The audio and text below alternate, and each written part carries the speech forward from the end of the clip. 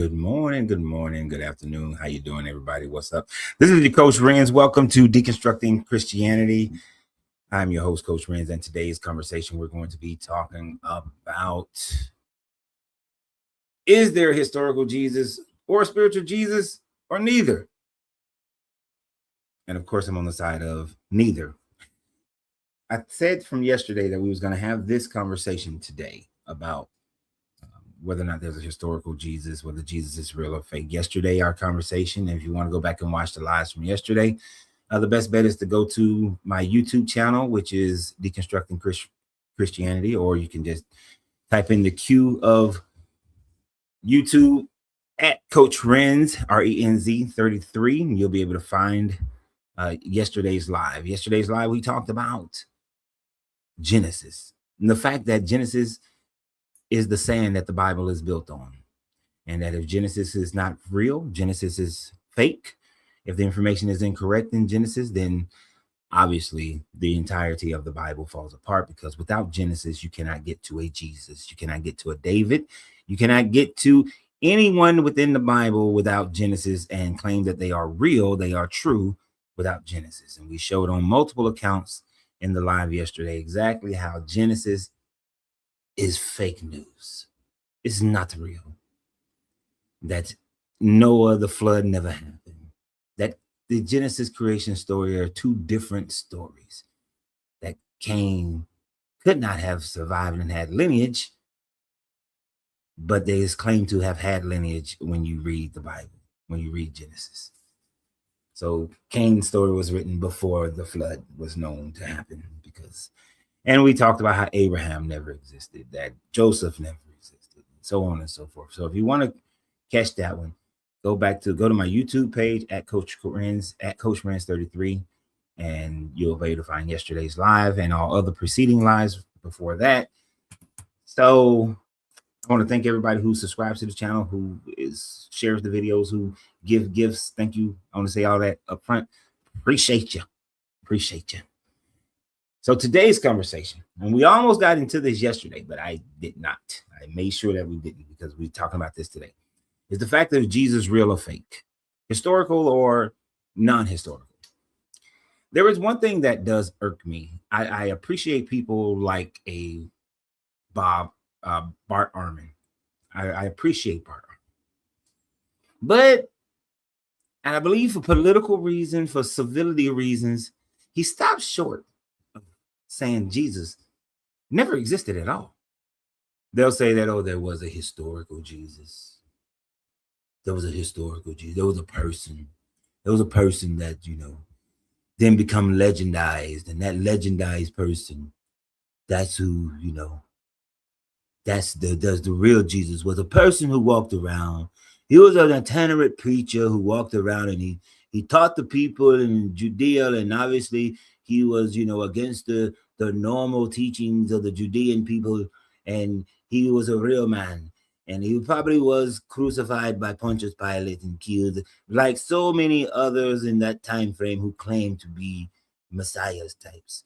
I'm sure there was a real Jesus, just not the Jesus of miracles, not the Jesus of the Son of God, but someone who was trying to claim to be the Messiah in first century that Pontius Pilate killed. And Pontius Pilate, him being himself, was brought back to Rome because he had committed so many atrocities in putting down the Judean uprising. So I'm sure that there was a historical Jesus.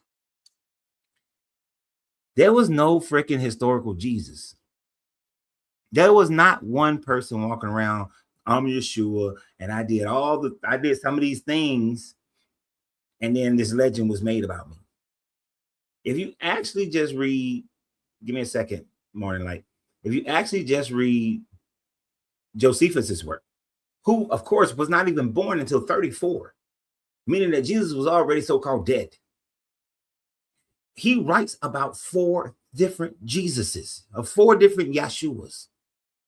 So at best, you could say that the Jesus narrative is a compilation, but not a historical figure, not one individual historical figure. That's the bullshit. And that's what we're debating, talking about today. Light. Hello. How you doing? What's your name? Good, how are you? You can call me Light. All right, I call you that. And are you over 21? I'm 18. Ooh. I can't come up here then. You're an adult. Usually below 18, y'all get on my nerves, but sure. Let's see where we go. Let's see how it goes. Okay. Let's see if you are older than your number. All right. So you're saying the Jesus that we know of the Bible, him doing miracles and like healing the blind and stuff like that. You're saying that Jesus is not real. Yeah, never existed. But the only thing we know about Jesus in his life is through the Bible. And we can look at extra biblical sources that says at the time of Jesus there was a man claiming to do miracles, like in the Tanakh. It says he was a sorcerer, and he was, they don't believe he's Messiah. They were saying he was a sorcerer and he was a liar and a blasphemer. So even extra biblical sources says there was a person doing quote unquote miracles or sorcery or magic. So that's historical. So the things that you're talking about is first of all, they're documentation. Documentation is not proof. But one of the things you quoted was Josephus's writings, and that is an interpolation at best, a forgery in reality. Josephus never wrote, huh? I said it. I said Josephus. You didn't say it, but you started quoting Josephus' work. And then there was a man. If he was a man, that comes from Josephus's work. No, I'm saying extra biblical sources. Yeah. That there was a person doing some sorcery or quote unquote magic or miracles. Okay, so let me put it like so. What I was doing was you quoted the Tanakh, and then before you quoted the Tanakh, the quote that you were saying comes from Josephus's work. You didn't say Josephus specifically. I was just telling you where you got it from. And yes, those are extra biblical. But Josephus writing about a Jesus Christ has been found to be a forgery. The Tanakh is writing propaganda against this new religious movement. And if we were to accept, what is that background? Is that me? That's you. That's on me. I'm quiet in my room. No, there was something buzzing. Okay, so don't worry about it. So what I'm saying, okay, extra biblical writings, effectively, let me ask you this.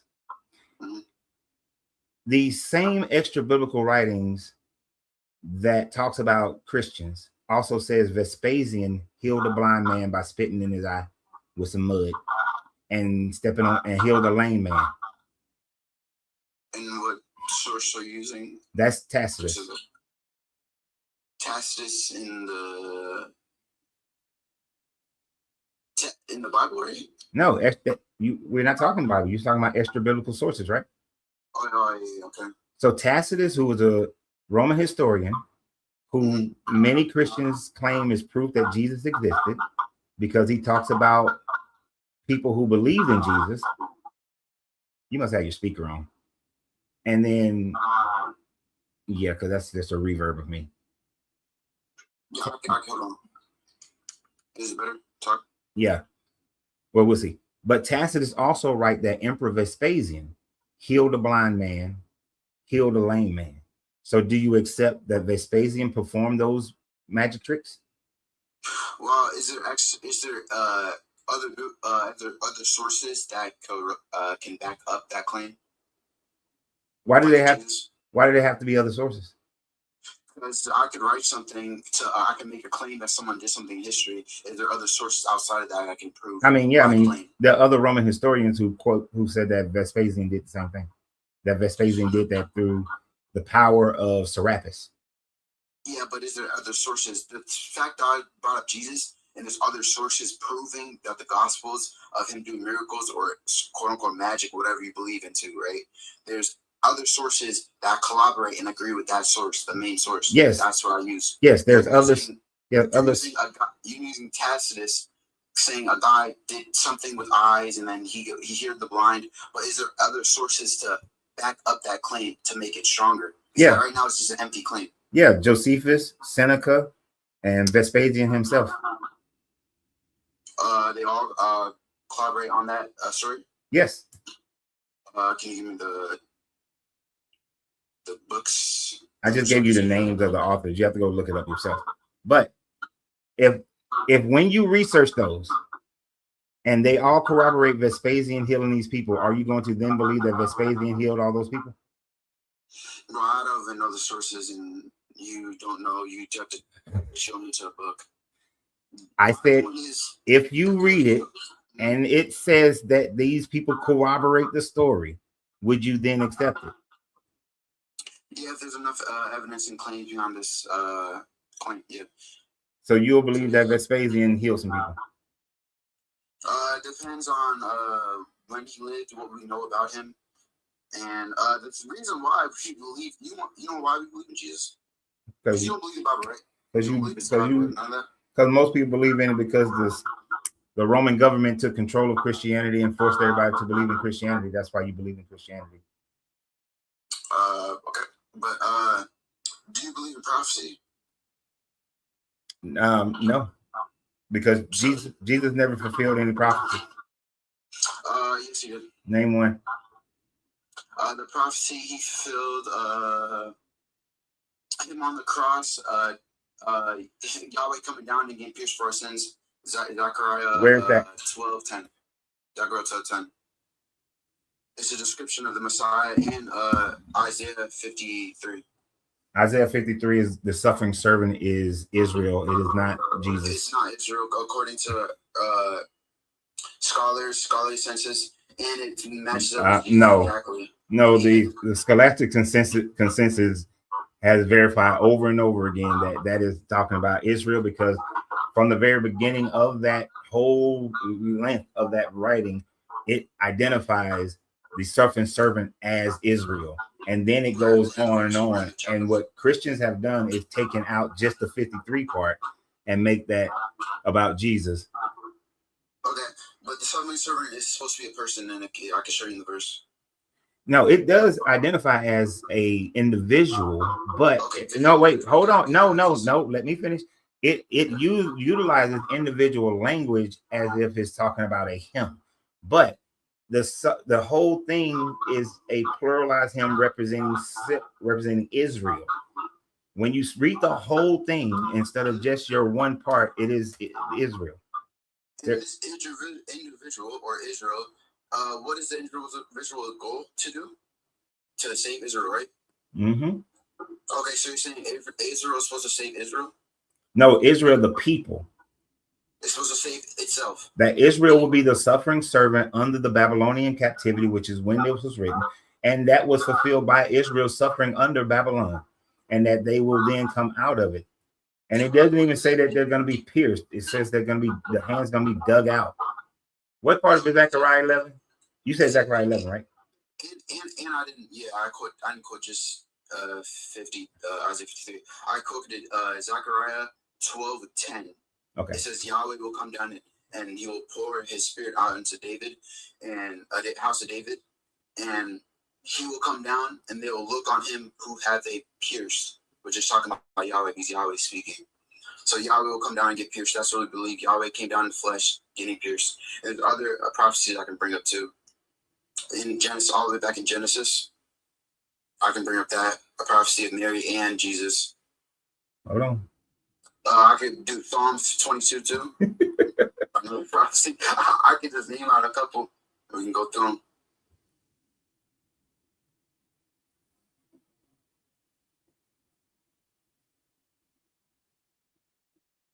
This is not a prophecy of Jesus. What? Zechariah 12. 12:10? Yeah. You just looking at this. Let me see if it's the actual verse. I'm probably quoting. No, it's the part about the pierce. I will pour out my spirit of compassion and supplication on the house of David and the inhabitants of Jerusalem, so that when they look, I'm getting feedback on your thing. When they look at look on the one whom they have pierced, they shall mourn him as one mourns for mourns for an only child to weep bitterly over him as one weeps over a firstborn. Yep. On that, this is not, here's the thing. This is not a prophecy at all. It is a prophecy because Jesus was going to be pierced. And we can go to Isaiah 4 where it says there will be gamble all the. Because I really want to go to Isaiah 4. This is not a prophecy. I really want to go back to Isaiah 53 because I can really prove it's Jesus and it's not Israel. Logically. Okay, let's go to Isaiah 53. All right. Zechariah 12 is not a prophecy at all. I'm grabbing my Bible right now. But this one's I have to get my mom's. Hold on. Yes,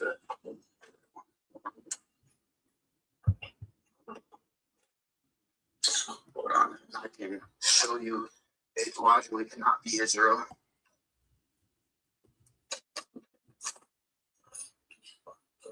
And I can show you other prophecies too, but I really want to get on this one because this is the one I know for a fact. Most people say that, so I don't blame you. I'm looking for Isaiah and I'll show you verse by verse. Just looking for it.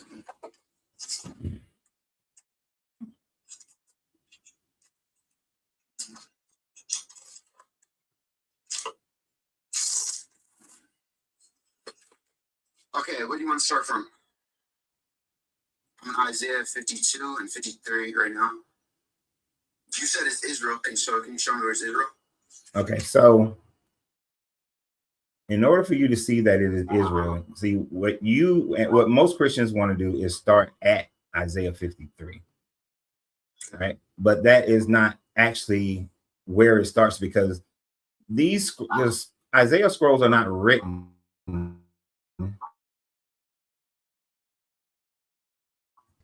in these separate chapters, and most people have what? You can pick where we start because I read the whole book of Isaiah multiple times, so you can pick where we start. Let's see. One of the places we can look at is all right. So, like when you're in Isaiah 49, verse 3. That is not where it starts, but we can go there. I said that is one of the places. There is no start. That's the problem. It's the thing about it is that it's not the chapters, and it's like chapter 53 is a separate conversation, but it is a conversation. 40. It is part of 49. Have you ever seen the oldest Isaiah scroll? Yeah, I study biblical manuscripts. Yeah, I've seen Isaiah scroll. All right. 53. That's why I agree with you. So it doesn't have chapters, right? 49 does not start. It starts way before that. I was just giving you an one that's closest to your. Because we can go back. We can go back to Isaiah 41, or we can go in Isaiah 44. But in Isaiah 41, in Isaiah 44, and in Isaiah 49, it identifies that the servant is Israel. And he said to me, "You are my servant, Israel, in whom I will be glorified." Israel is repeatedly called the servant in Isaiah. Yeah, the servant and suffering servant is two distinct figures, and the prophecy starts at 53. That's why the prophecy starts at 53. But I said we can go higher, but you went to 49 where it does not start. The prophecy does not start there. Where do you're claiming the prophecy starts at 53? That's not a prophecy towards Israel. That is a prophecy. I mean, a prophecy towards a Jesus. That was the prophecy towards Israel, which was under the Babylonian captivity. Okay, prove it in 53. Prove it. Tell me a verse. You're not understanding. See, that's the trick that Christians try to do, is try to say that, well, you have to prove it in 53, as if 53 was something written separately from 49. 53 wasn't written separately from 49. This is not, I'm writing 49 and then I'm thinking about something else, I'm gonna write 50. I'm thinking about something else, I'm gonna write 53. It was all written as one long lament and prophecies concerning Israel being under Babylonian captivity. You Christians separate it. It cannot be separated, not scholastically. So the 53 describes the reason I picked 53 It's because the prophecies are there, and it describes a suffering servant. So, in order for you to prove it's a suffering servant, you should go where he's described. So, go there at 53 and point out where it says a suffering servant, or is Israel, or anything like that. It's a person. If we read it, This is why I don't talk to 18-year-olds, because you are lacking the understanding of the fact that I have explained that if you look at the actual document, like you said, you've seen the actual document, right? Yes. So where did you see the document? I study more of the New Testament, but I got into the little Old Testament. Where did you see the document? I saw it on some website. This one website I can't quote on the back of my head though. Okay. Did you? And that's just close. So did it have separate chapters? No, it didn't have separate. It wasn't. It was a scroll. It's not. So who created chapters? Later on. Yeah, later on. People created chapters, right? Yeah, later on. That was before chapters. So you cannot separate Isaiah 53 from the rest of Isaiah. When so it's like reading a book. If I describe who a character is, and then later on still talking about the character, but don't call it by name, does not mean I'm not talking about the character anymore. You understand? Okay. So I'm gonna take it slow so I think you can understand my point. Okay. Yes, it doesn't start from there. The description of the prophecy. So you said the suffering servant is Israel. Okay, let's go where they describe the suffering servant and see where you can prove, or I can prove, it's Jesus or Israel. That's my point. Okay. If the servant in Isaiah is described as the people of Israel, then when it's talking about the servant in 53, it is the people of Israel. It doesn't flip to become somebody else. The whole thing about the Deutero, you know what Deutero Isaiah is? The whole thing about the Deutero Isaiah is that it is written after the Babylonian captivity. So this is not even really prophecy. They're just retelling what had already happened to the children of Israel as they were under Babylonian captivity, but put it in a prophetic format to give it authority. But this is completely, no non-apologist scholar thinks that this is talking about Jesus. Only apologists do. Clarifying question. So you think 53 is the people of Israel? Yes. I don't think, I know. So where it says the suffering servant, the people of Israel, according to you, it's supposed to die for they're dying for their own sins? Because it says the suffering servant is going to die for their sins. So Israel's going to die for Israel's sins. Yes. Israel will die for their own sin. What part of that is that? Where's that at in there? It's 53. Wait, I'm trying to find it. Here, let me go on my phone and do it.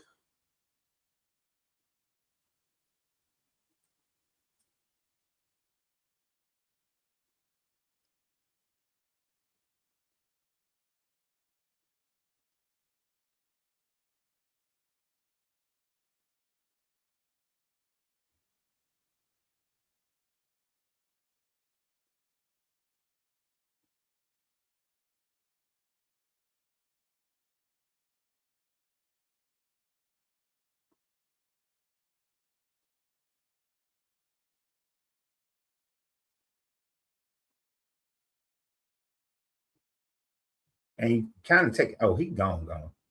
He was taking too long. Okay, wait, you're here. I didn't see you're at the 53:11. Mm-hmm. Out of his anguish he shall see. He shall find satisfaction through his knowledge. The righteous one, my servant, shall make my righteousness, and he shall bear their iniquities. All right, this is still talking about Israel. Yeah, so it's right there. It says iniquities is for sin, by the way. And at 10 up a verse, it says the same thing.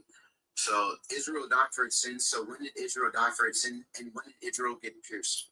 Israel, okay, so first, the word that's used there for pierced does not mean pierced. It means dug out.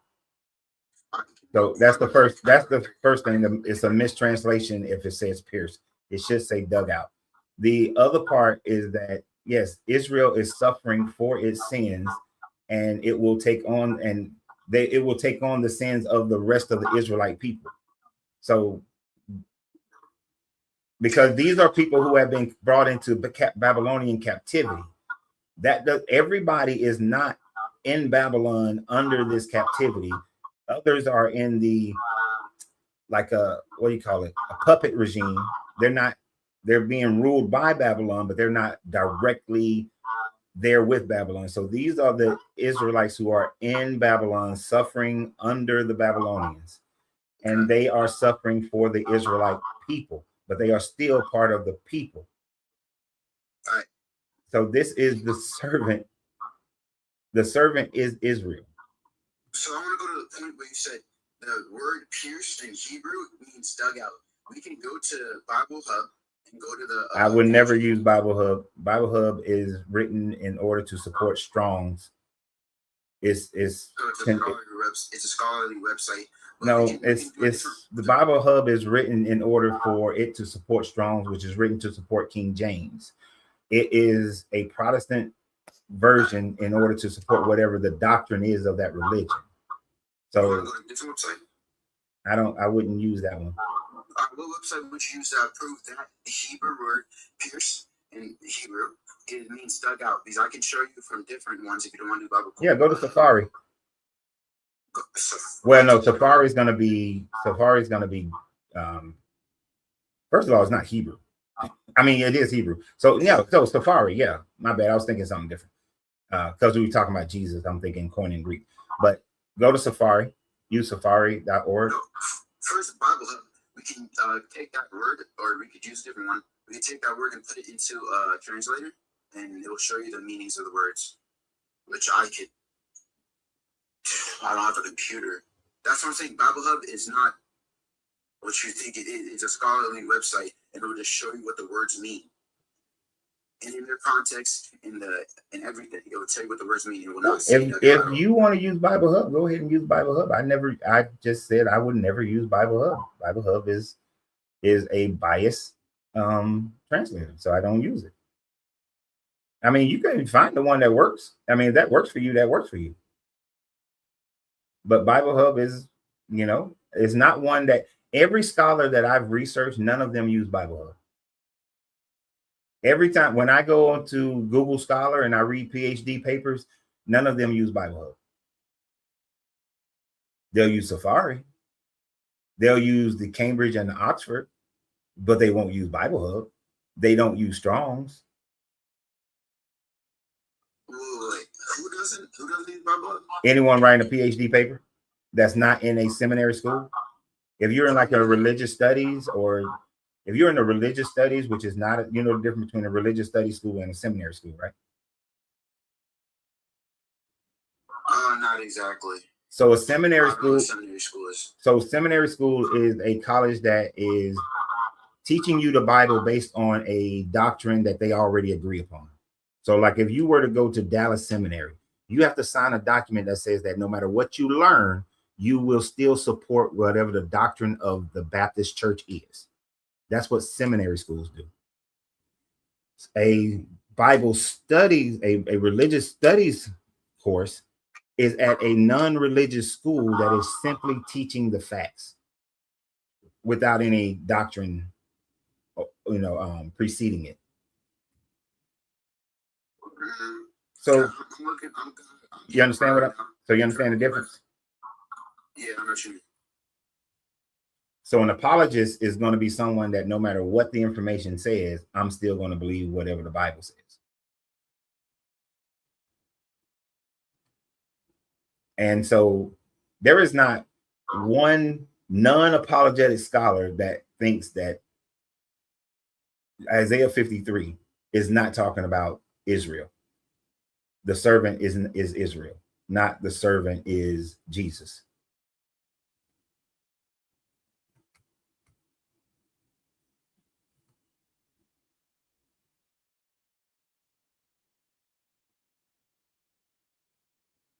Oh, he's looking some stuff up. Yeah, the word pierce is to belong, to bore, to wound. Yeah. That's the so it's nowhere in any of the meanings of the Hebrew. It does not mean dug out at all. And it says he will be a man of sorrow. If it was Israel and it was many men, since there's Israel, it will be many men. It will say there will be a man of sorrow. Okay, but it says you're stuck. You're stuck on English usage of on how the language is being used here from a modern day concept. The story already told you that in Isaiah 49, in Isaiah 44, Isaiah 41, that the servant is Israel. And then when you get to 53, you want to change it into an individual. I don't know how else to explain that to you. If you are reading Othello and they describe who Othello is to you in the beginning, and then later on they just use the term he, or in any situation where they describe to you the Nazis, and then later on in the story they use they're talking about the Nazis and they describe it in the individual format, you still know they're talking about the Nazis. You're not going to switch it up and say they're talking about one person. The Bible tells you in 44, 41, 44, 49 that the suffering servant is Israel. Okay, so you said Apostolic scholars. I don't know what Apostolic scholar is, but I know the scholars. A scholar, right? I can give you scholars that will deny your claim. You said there's none. I can give you some. Who? I give you some right now. I got it in my notes. Who? And then we're going to have to move on to a different subject because we're beating a dead horse.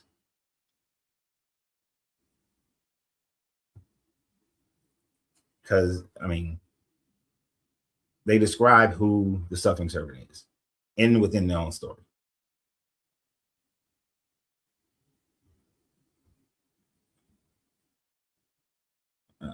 Let's see what some of you guys are reading.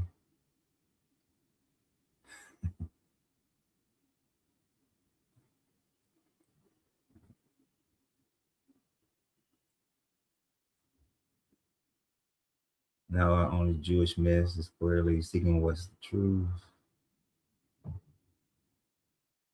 Pliny the Elder. Yeah, Pliny the Elder never wrote about Jesus, and he was writing in the 40s and 50s, never wrote about Jesus. People try to bring up. I can get you one. John N. Oswald. He said the suffering servant is an individual. So that's a rejection of, and I can give you like 4 more if you want to. Most scholars is about it's an individual instead of Israel. It's a niche. Hold on. Slow. We can go to a different topic. Dude, slow down. Slow down. Slow down. Slow down. I like talk about it and stuff. Yeah, as I said, there's not one non-apologetic scholar. What do you mean by that? Apologetics is people who study the theology in order to champion the Bible. John, stop. Sorry. So when you go look up this John, I've never heard this guy, John Oswald. John N. Oswald. Yeah, I just looked him up. Who got his seminary degree? He got his from Asbury Theological Seminary. Who currently works at Asbury Theological Seminary. He's an apologist. Who went to Trinity Evangelical Divinity School. Who went to Wesley Biblical Seminary. So he went to schools where you have to agree that no matter what you discover, you will support the narrative of the Bible, the doctrine that the church, whatever church your seminary is based off of, you will support it. So an apologist is someone who goes to those schools, and no matter what the information says, they're going to still support the Bible. He's also an ordained Methodist minister. So he's an apologist. Apologists don't count. We can move on to a different topic, but again, I can give you atheist scholars that have no bias against you, but you didn't. You chose to give me an apologist because you just found somebody who said it and you didn't research the person. Yeah, can get you an atheist. But do you believe Jesus is God? No. Nope. You want to go to that topic? No, that's not part of the topics. These are the topics. You said you're like repeating the horse, so like I thought. No, these are the topics. You see the subtopics? Oh, okay. No contemporaries wrote about him. No archaeology, contradictory accounts, telephone game of eyewitnesses. I'm not getting into is Jesus God. What is that? No contradictory or no archaeology. We have archaeology about Jesus Christ. Really? What's your archaeology?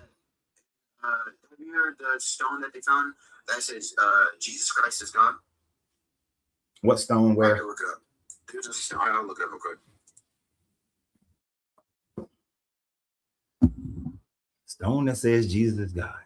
You need more than just a stone. A stone that with an inscription on it.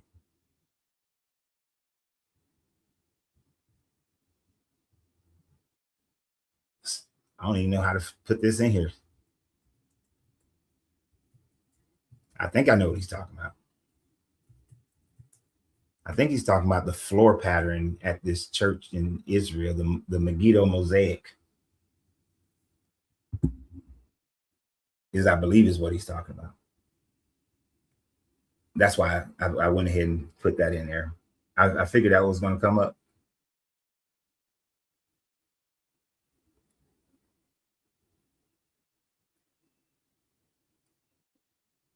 But man, I'm gonna need you to be on your stuff, bro. This silence we can't do. You got to think about this like live radio. Yeah, it was found in Israel. Yeah, you talking about the Megiddo? Are you talking about the Megiddo? It was found in North Israel. Yeah. You talking about the Megiddo mosaic? Yeah. You mean something that was created in 230 AD? Yeah, so archaeologically, that's archaeological. That is not archaeological proof that Jesus actually existed. Okay, so archaeological proof of someone existing means that you have to have artifacts that are during the lifetime of the person. This is just archaeology that in 230 people believed in Jesus. You understand? Yeah, we have writings. That's the thing I can give. That's not archaeology. We have writings about him. Which none of them was written during his lifetime. It doesn't need to be written during his lifetime. Yeah, it needs to be at least really close, but they're decades later. You don't even have anything written by an eyewitness that claimed that they walked and knew Jesus. Who claims too? And yes, we do. We have the John, and we have John's disciple that knew him and wrote about him too. John didn't know. The writer of John is unknown. Those names. It's not anonymous. We have actually writings about that's attributed to him. Mark, Matthew, Luke, and John were not named until 181 when Irenaeus named them Mark, Matthew, Luke, and John. No, the early church even attributed to them. That's church tradition. Church tradition is not facts.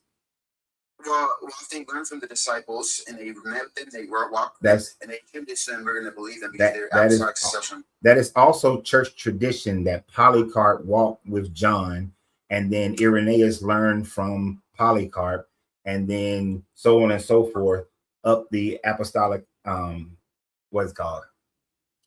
apostolic succession. But Polycarp himself never said that he walked with John. Irenaeus is the one who claimed that Polycarp walked with John, and in Polycarp's writing he never claimed to have walked with John. That's something that Irenaeus said. That's true. No, that's exactly true. That's church tradition even holds that is true, that Polycarp never said it, that Irenaeus is the one that said it. But then people, excuse me? Do you know the disciple of John? Polycarp was said to have been a disciple of John. So you're saying they never walked with him? Yeah, no, Polycarp never walked with John. That's a church tradition. So if I get a quote of him getting teached under him? Polycarp never quoted that he walked with John. Irenaeus says that Polycarp did. He says he taught under John? Okay, and it still wouldn't matter. Oh, you got to... No, what I'm saying, it still wouldn't matter because it is simply a claim. Okay. Can I say that I walked with? Can I say that I walked with Jesse Jackson? Can I say it? You can say that, but you're doing Can I write it? So you have to believe what I believe to debunk it. I mean, but can I say it? Can I say it? Can I write it? You can write it and say Does that make it truth? Exactly. So that's why I'm saying, even if Polycarp makes the claim, which he didn't, but if he made the claim, it's still just a claim. You still have no that's not archaeology. Archaeology, you got to have some if it's going to be documentation, it has to be documentation during the lifetime of the person. If it's going to be, then you got to have, you can have pottery, you can have coins, you can have building constructions, you can have statues. You got to have something of the day that the person lived in order to be able to claim it to be archaeology. So so this is what you're not getting. You're doing an internal critique. So if I bring a verse, you have to accept it because you're doing an internal critique. You're not doing an external critique. So that's why if you bring up, all these people say she did not walk with him, he never claimed it, and then I bring you a verse and it doesn't, and you say, oh, it still doesn't matter. Show me where Polycarp claimed that he walked with John, that he was a John's disciple. In those words? Yeah, in those words, where Polycarp said that he was a disciple of John. No, we don't have it in those exact words because that's the exact word fallacy. That's the exact word fallacy. So we don't have it in those exact words. Just because it doesn't have an exact words doesn't mean it's not true. But I can get your how do you get your evidence that Polycarp walked with John? You're doing internal critique, so now you're asking for evidence now. But because we're using his claim and then apostolic succession, so after. I didn't understand that. And you just say that again. So if A says he knew B and C says he knows A and that knows B, right? Of course, we're going to believe it's apostolic succession.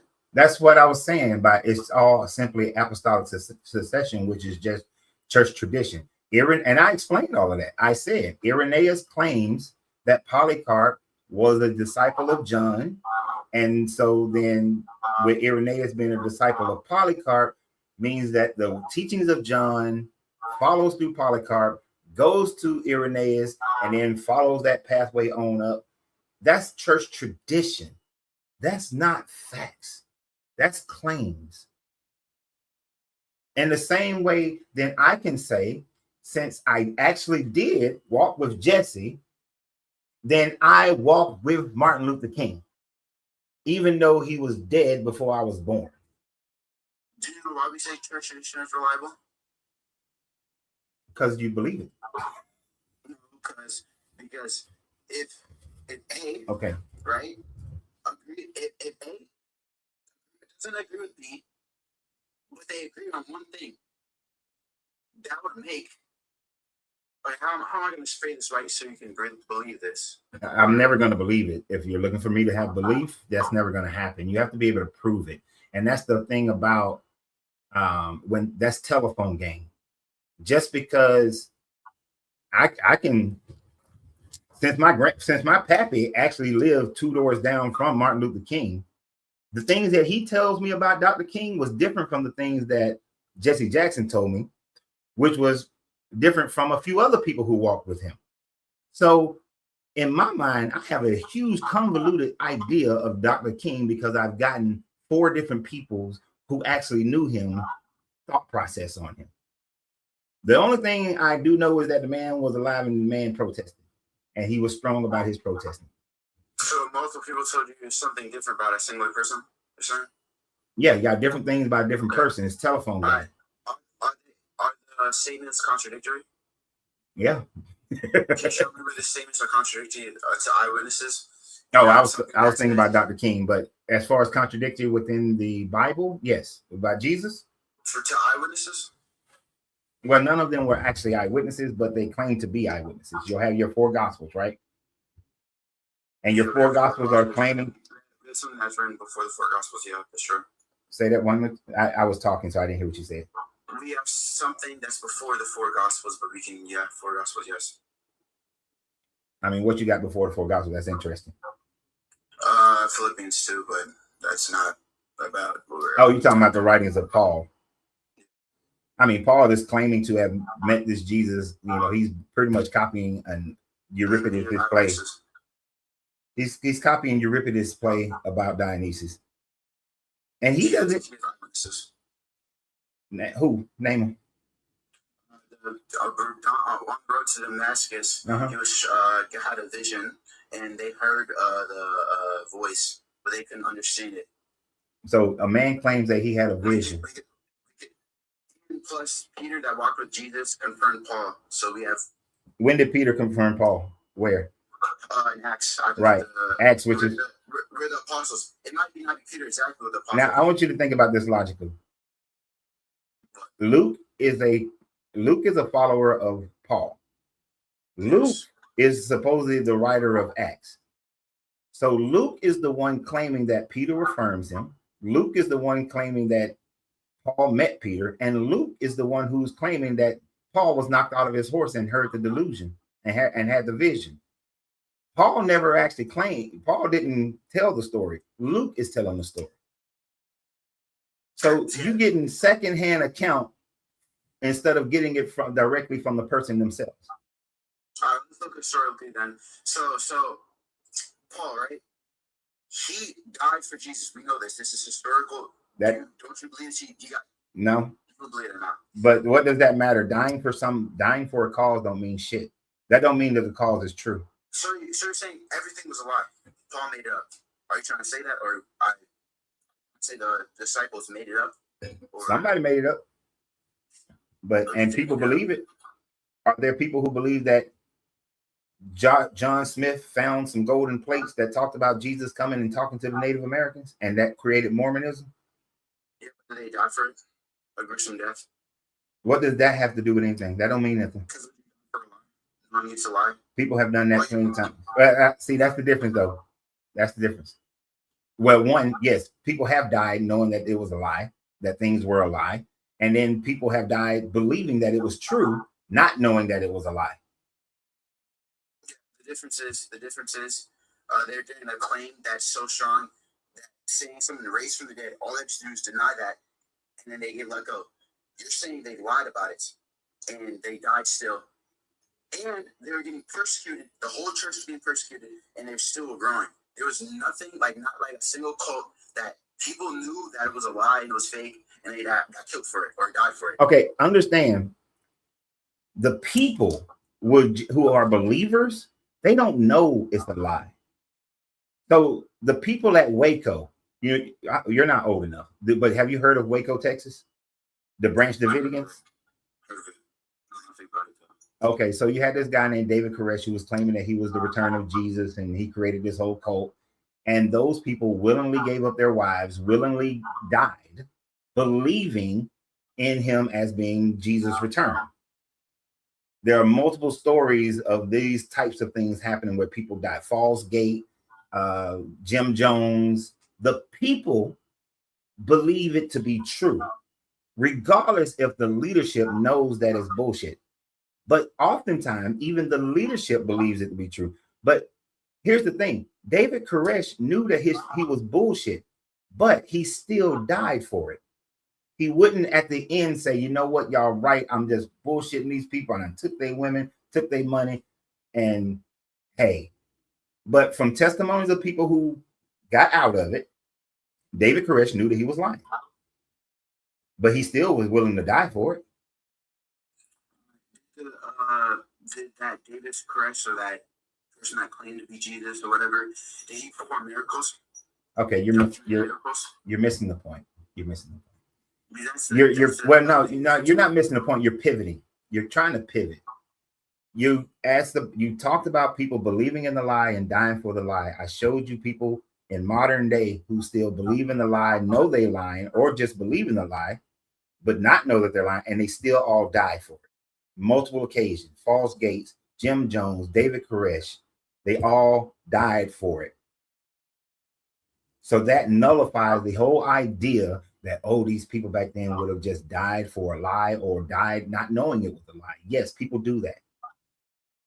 It is a failing of humanity that people will die believing in something without knowing whether or not it's the truth or not.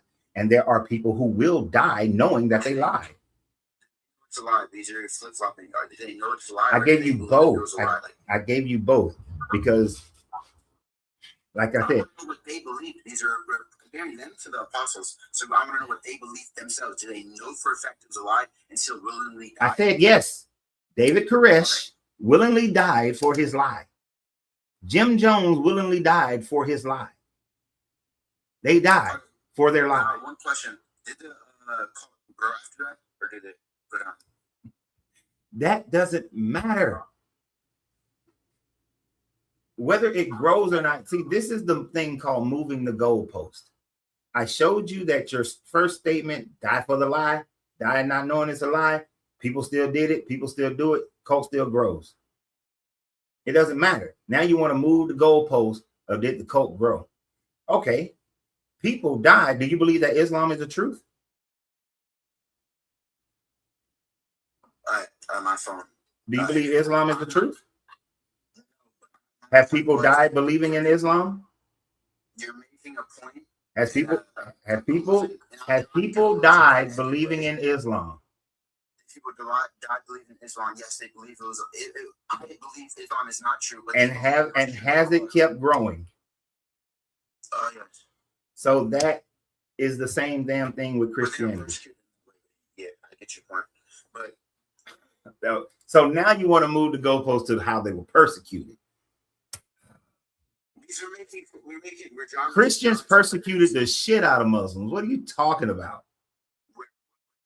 Throughout history, throughout the whole time frame from about 700 to hell up until now, Christians, the Italian Christians, the popes, they persecuted the shit out of Muslims. How do they persecute them? They're making claims. The Crusades. And here's what's funny.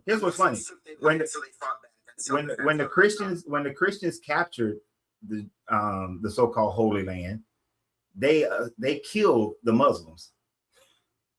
Can you give me the source? And the Crusades was. Yeah, it's funny that all of a sudden it's like you make an open claim and you just want it to stick. I make the same claim that you know is historically correct, but then you want, well, give me a source. Give me a source. Because there is no source on that. The Crusades, I can show you. The Crusades were no. We're not going to pivot about the Crusades, but they all killed. They both killed each other. They both killed each other. What we were talking about was the fact of if a person. You were making a claim about people living and dying and being persecuted. And your statement is, if that's not true, then why would they have done that? So it has to be true since people did that, right? That's the premise, right? You're running away from your point you made. You said that the Christians were persecuting the hell out of Muslims. I said, where? The Crusades. The Muslims were attacking Christians and taking their land. So are you saying that no Muslims has ever been persecuted? Never said that. Let's get to the meat. No, let's get to the meat of it. Because we're going off track. Have Muslims been persecuted? Yes, but not by Christians. Has Muslims? Let's take all the Muslims being persecuted, but the Christianity is still the most persecuted religion in the world. Yes. I answer your question. Yes. See, this is why I don't like. Okay, no, I'm not going to do that. The core of it is Muslims been persecuted, right? Has the Islam continued to grow? Because that was the meat of it. Has Islam continued to grow? So your statement about the continuous growth of a religion after people have been persecuted is still invalid, right? No, I didn't say that. I said after they not my point wasn't persecution. I'm saying they died for a lie. That's the original point. Okay, so when I pointed out that people died in the Branch Davidians, the Falls Gate, the Jim Jones, they died for a lie. You then move the goalpost. And so then I gave you about Muslims being persecuted and still growing. And now you're still trying to move the goalpost. You see, there's nothing you can say about Christianity that hasn't happened to anybody else. my point, my original waypoint for your original point, my response was, did the people in that case of that cult, did they know it was a lie? And can you show me a source that you know? How can you know someone that's dead that they knew it was a lie, that wholeheartedly knew it was a lie? I told you that the interviews of people who had escaped from the Branch Davidians, they admitted that David Koresh knew that he was lying. The other people believed that they were doing the right thing. But the leader of the group knew that he was lying. Can you show me that? It was a video interview. Go look at a documentary on Branch Davidians. And stop doing that. See, that is a very immature thing to do. That every time somebody makes a statement, can you show me that? Can you show me that? Because you have made multiple statements. I don't need to go back and say, can you show me that? Do you know how long and boring this conversation would be if everything had to be a can you show me that? Yeah. So you want to talk about the Bible? Back to prophecies, or if Jesus is God? I'm talking about these things right here, sir. Contradictory eyewitness accounts. And what accounts? Where did Jesus go after he was born? And this is our last part of our conversation, because you went past the 20 minutes that I normally give people. I try to keep people at 20 minutes. And that's nothing against you. That's just what I try to do to let other people get on. Yeah, I'm sure. Where did Jesus go after he was born? Bethlehem? I don't even remember that. According to the story in Matthew, I mean, there are many things that are contradicted within the birth story, but I'm just going to focus on this one. According to Matthew, an angel woke up Joseph and told him to take the family down to Egypt until Herod dies. And then after Herod died, they came back. Instead of going to Bethlehem or Jerusalem, they went to Nazareth because Herod Antipas was ruling.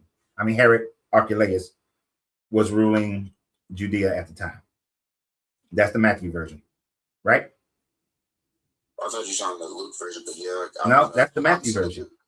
I'm just going to agree with you because I don't know. The Luke version is that Jesus was born after Herod had already died. And he was born in Jerusalem. Born in Bethlehem. Then they went to Jerusalem. Then they went to Nazareth. Do you see the contradictions? Can you point it out clearly? Matthew claims that they went to Egypt immediately after Jesus was born. Luke says they went to Jerusalem. Huh? Where did it say immediately? Because it's hinged upon it. Where did it say immediately? It doesn't say the actual word immediately. It says that Joseph was awakened after that, and told to take his family to Egypt.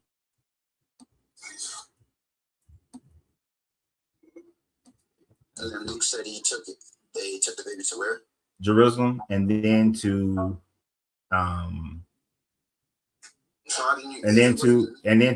Nazareth, and then for the next 12 years they came back to Jerusalem for Passover. What is it? Are you a Muslim, Christian? What are you? It doesn't matter what I am. Just curious. I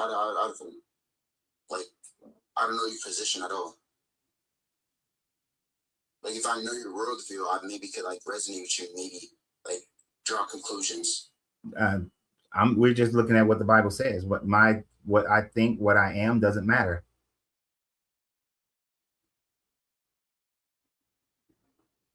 If the Bible says something or doesn't say something, what does my worldview have to do with it? I just don't know. Why are you scared to tell your religious beliefs? You're an atheist to say that. Because it doesn't matter. It doesn't matter. Oh my gosh. So in Matthew chapter 12. Well, I'm gonna drop down. I don't know why you're scared to tell your religion. I'm not afraid to tell you that I'm an atheist. I could care less about telling you I'm an atheist. It just takes the conversation somewhere it doesn't need to go, because it doesn't matter. What we're talking about is the fact that in Matthew 12, it says that the day Jesus was born, King Herod was the king. King Herod had the Magi came to see the king, and then they went down to see Mary and the baby still in Bethlehem. And then after the Magi left, an angel came and told them to, hey, right after the Magi left, an angel told the Lord, appearing to Joseph in a dream, said, get up and take the mother and flee to Egypt. Me being an atheist has nothing to do with that. So it was taking the conversation somewhere that didn't need to go. You have a certain topic, and no. So answer the question. Where did they go? The 20 minutes, and plus I can't go into atheism because it's not a topic. I can prove atheism is illogical. This is why I didn't want to go into what is my worldview, because it has nothing to do with the topic. You're running from the topic. The topic was where did they go? Matthew said it. They went after the Magi left. They went to Egypt. Luke has no Magi. There's no research. It's right here.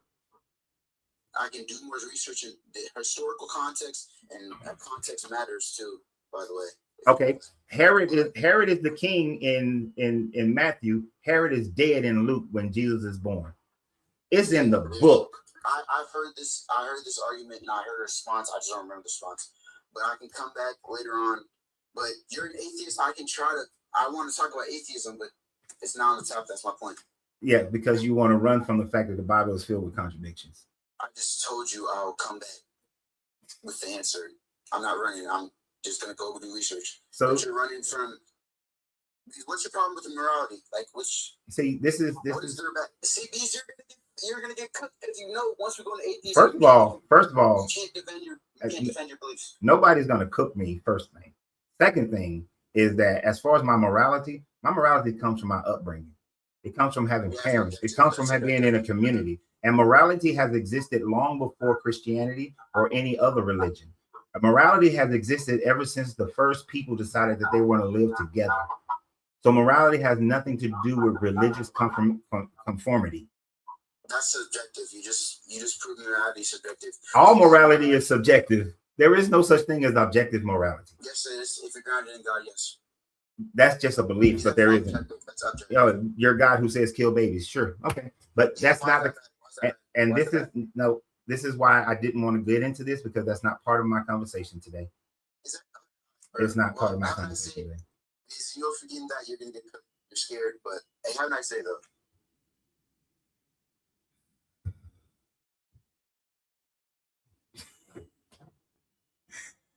You gotta go research so he can plan up his response. You believe in this book, you should know your response.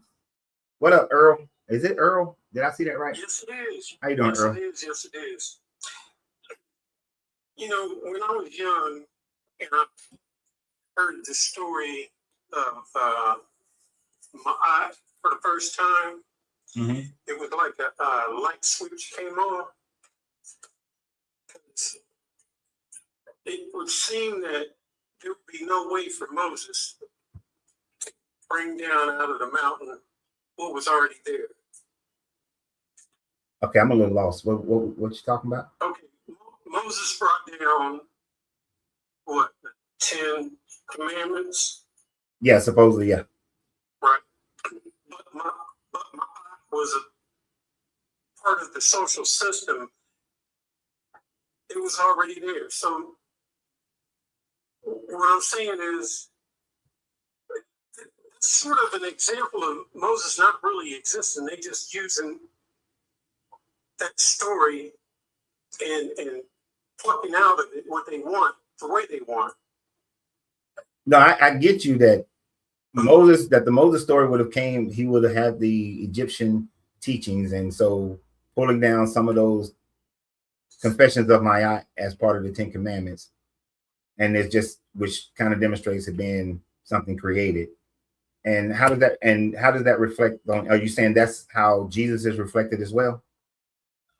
It's a story, because I see the parable with Moses and Ma'at, and I see a parable with Jesus and Harun. And it seems as if it was culturally appropriated for the power and the people in charge. Yeah, the templates for Jesus was already throughout the Mediterranean, not just with Asar and Hebrew, but also with Apollo of Tyrannus, with Dionysus, with Achilles and Atticus. So there was already these templates of dying and rising messiahs, of doing every miracle of Jesus was already a miracle that you can find in every other situation, you know, in multiple other Mediterranean cultures. So the template for Jesus was there. It was just written in a kind of a Hebrew Jewish way. Right. Yeah. So, I mean, as a person, you know, trying to look outside the text of the Bible to make sense of it, don't you see the oddity of the situation? Because I'm sure there's other stories that are very good stories, but they come from older versions and different interpretations. So it's because Kemetic or Egyptian culture comes from the south and goes north, and it comes from deep in time. So I'm saying a lot of these things was already here, and we didn't really quote unquote God during that time. So we kind of invented God. I'm not sure I understand what you mean. I mean, the Egyptians certainly had a god. They had multiple gods. How does Christianity look at it? They look at that as a mythology. They don't look at that as a religion. Well, yeah, I mean, since Christianity began, all of the previous religions have been looked upon as mythologies.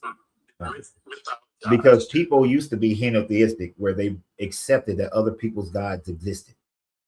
But that's not how people are. That's not how people change from that pretty much after around the 4th, 5th century.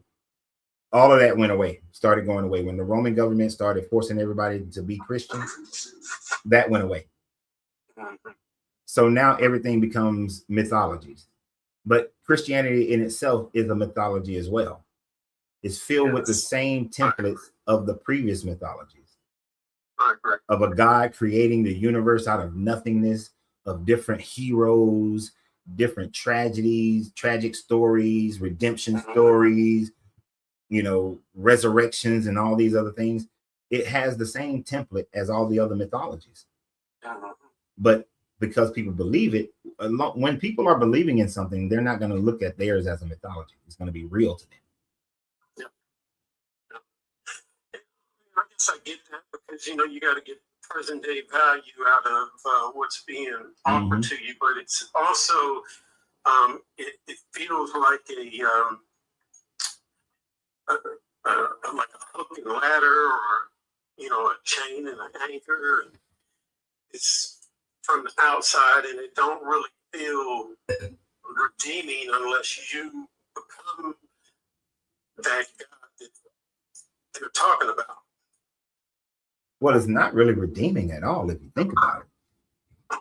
I mean, what is redeeming about worshiping a God whose ultimate plan is that he created beings that he specifically knows are going to be tormented in a lake of fire forever? How can you then be in a heaven where you know that there are beings being tormented forever and you are now happy in that heaven? Like, that don't match. How can I be happy knowing that my grandfather is being tormented forever in eternity? You know what I mean? It really is the source of our life, is the people that gave us, you know, that birthed us. So it seems like we are being forcefully disconnected from something that's natural.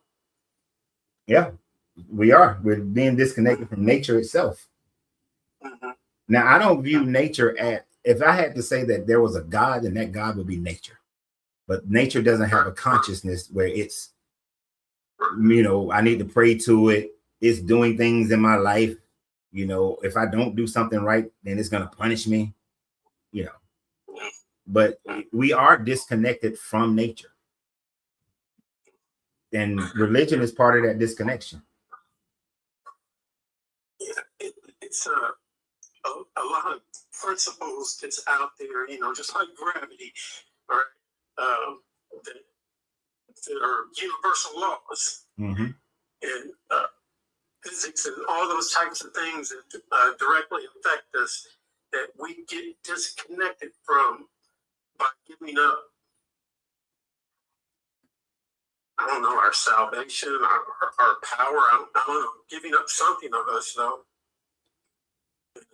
Yeah, it don't seem like something I will connect myself with, even though there's societal pressure or community pressure to,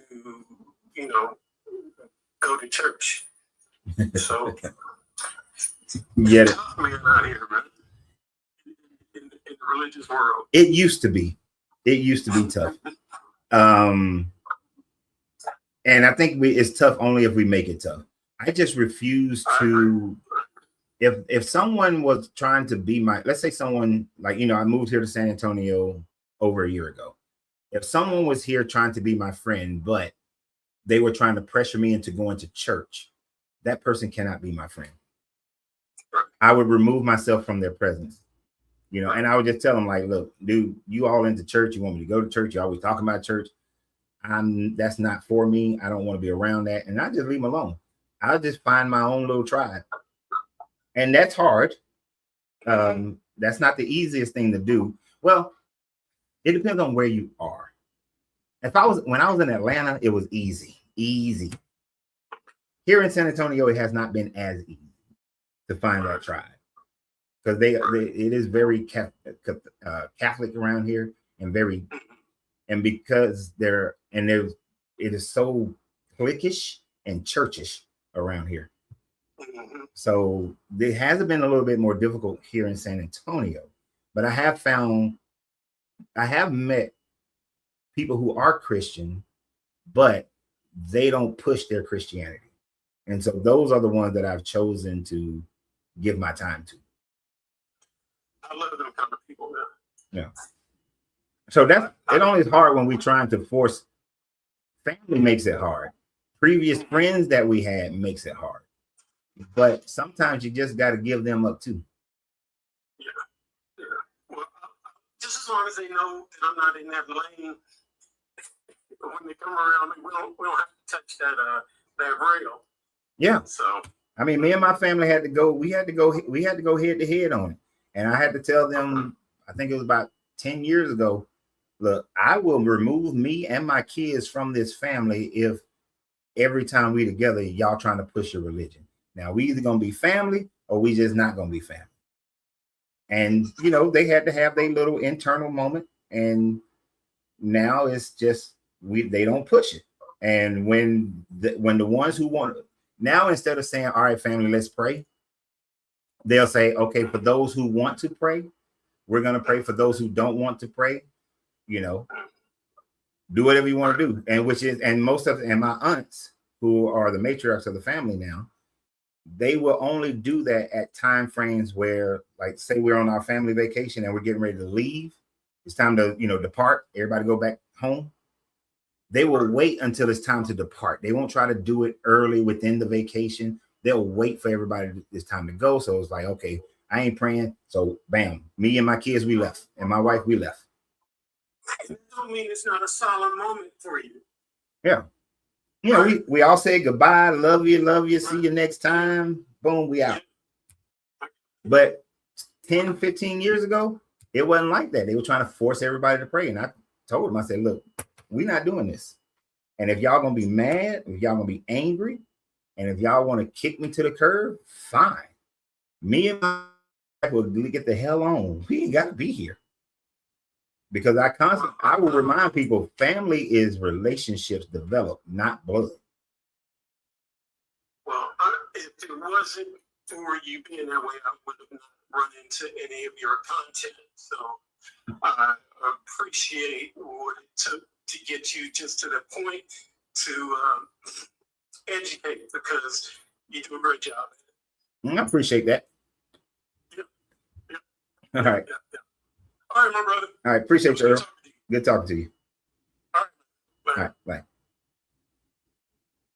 That was Earl. How you doing? Let me get you up here. You got to unmute your mic. Hebrew. Unmute your mic. You know I'm not calling you the I am. So Hebrew, unmute your mic. Oh, I guess he was having some troubles. I know he popped in and out a couple of times, so he may be having some technical difficulties, because usually he can come on. We'll give him a second to see if he comes back before I go on to one of the next persons. All right. I guess he's having problems. French. One time before. Hello? Hello, can you hear me? Yeah, I can hear you. Are you over? Thank you for letting me on deconstruction. Before I remember I came up here on one of the other panels. I think it was the Civil War and the reason for it. I think that was one of your prompts. Do you think you remember that? I talked about the Civil War. I may have. I think you did. Sometimes I do some offshoot stuff, but I saw your prompt again. I'm like, you know what? This Jesus character, he's in the mind of billions of people in this country, this world. You know, it's like you start looking at him like, you know what? What was he teaching? And it seems like it's just simple stuff. Take care of your neighbor, look at just like turn the cheek and all that. It seems like that's what you need to have a symbol for just being a decent human being. And all the power to you. I'm just going to say, you know what? People in my life, I'm going to be good to them because they're in my life. You know what's funny though? If you read the teachings of Jesus, you don't get the soft Jesus all the time. There are some soft parts, but the love your neighbor part, right?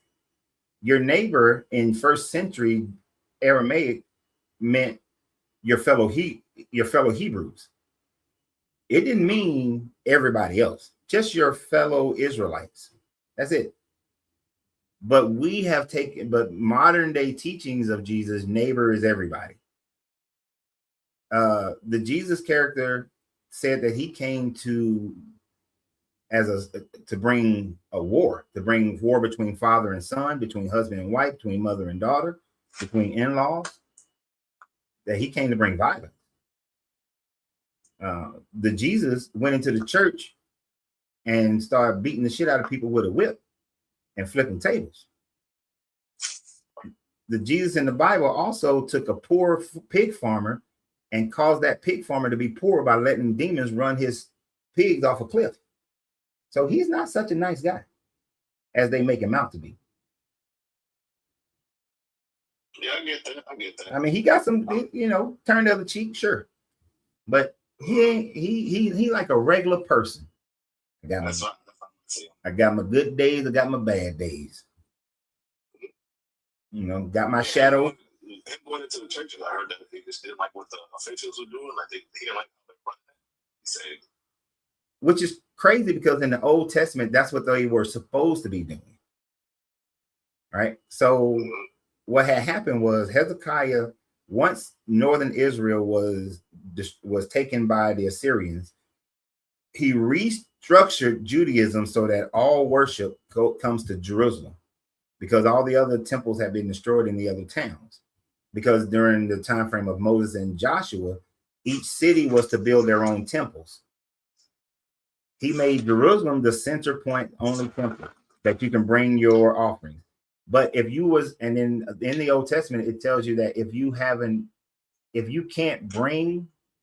have the money, but you bring your goat, your ram, your lamb, then you exchange it for the money, and then you give the money to the synagogue, to the temple. So the money changers were supposed to be there. crazy, and I barely be. I just look at the idea of Jesus because it seems like a lot of people they wear the cross and that's their relation to it. But like to me, it's just like a guy that's 2,000 years ago. Yeah. Even if it was 1,000 years ago, I wouldn't be like too concerned about like the best I can do is just live my life in a way where nobody else is being hurt, and if I can share, if I can put a smile on your face because like, I'm a cornball. Like, I love this. And you know what you just said that was very pertinent there is that you wouldn't live your life based on the philosophy and the mindset of a person from 2,000 years ago, right? You wouldn't even live your life based on the mindset of people 75 years ago. I'm assuming what country you live in? That man said New York.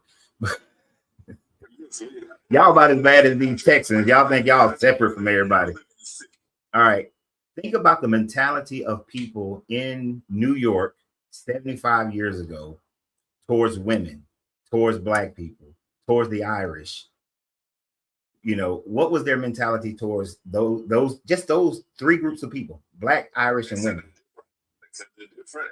We can't even associate with. Right. So you couldn't even live your life today based on on the morality of 75 years ago. Why in the hell are we trying to do 2,000 years ago? Exactly. That's how I think. If you wanna look at Jesus the way to your only way in life, okay, that's you. That's why I'm gonna go do my volunteering because I love listening to other people talk. I love doing stuff in my neighborhood. Go on my walks into the park and just like ask for one basketball shot from the kids and then keep it moving. That's what I'll be doing. And you know what? That puts a smile on my face. I don't care. Like I'm just putting the ball in the hoop. I just keep on walking. And you know what? If I find peace in that, that's my peace. If you find peace in the way of living, yeah, I got no problem with the way you live. As long as you're not hurting somebody else or stopping somebody else from achieving their happiness, do whatever you do you. But these people can't do that. And people still are struggling to do that. But the more and more we get to that point where we can just let people live their lives as long as they're not hurting other people or getting in other people's way, then we will have the peace that people are looking for, the happiness that people are looking for. Because if you start seeing the peace without in the world, you'll start seeing it yourself. And guess what?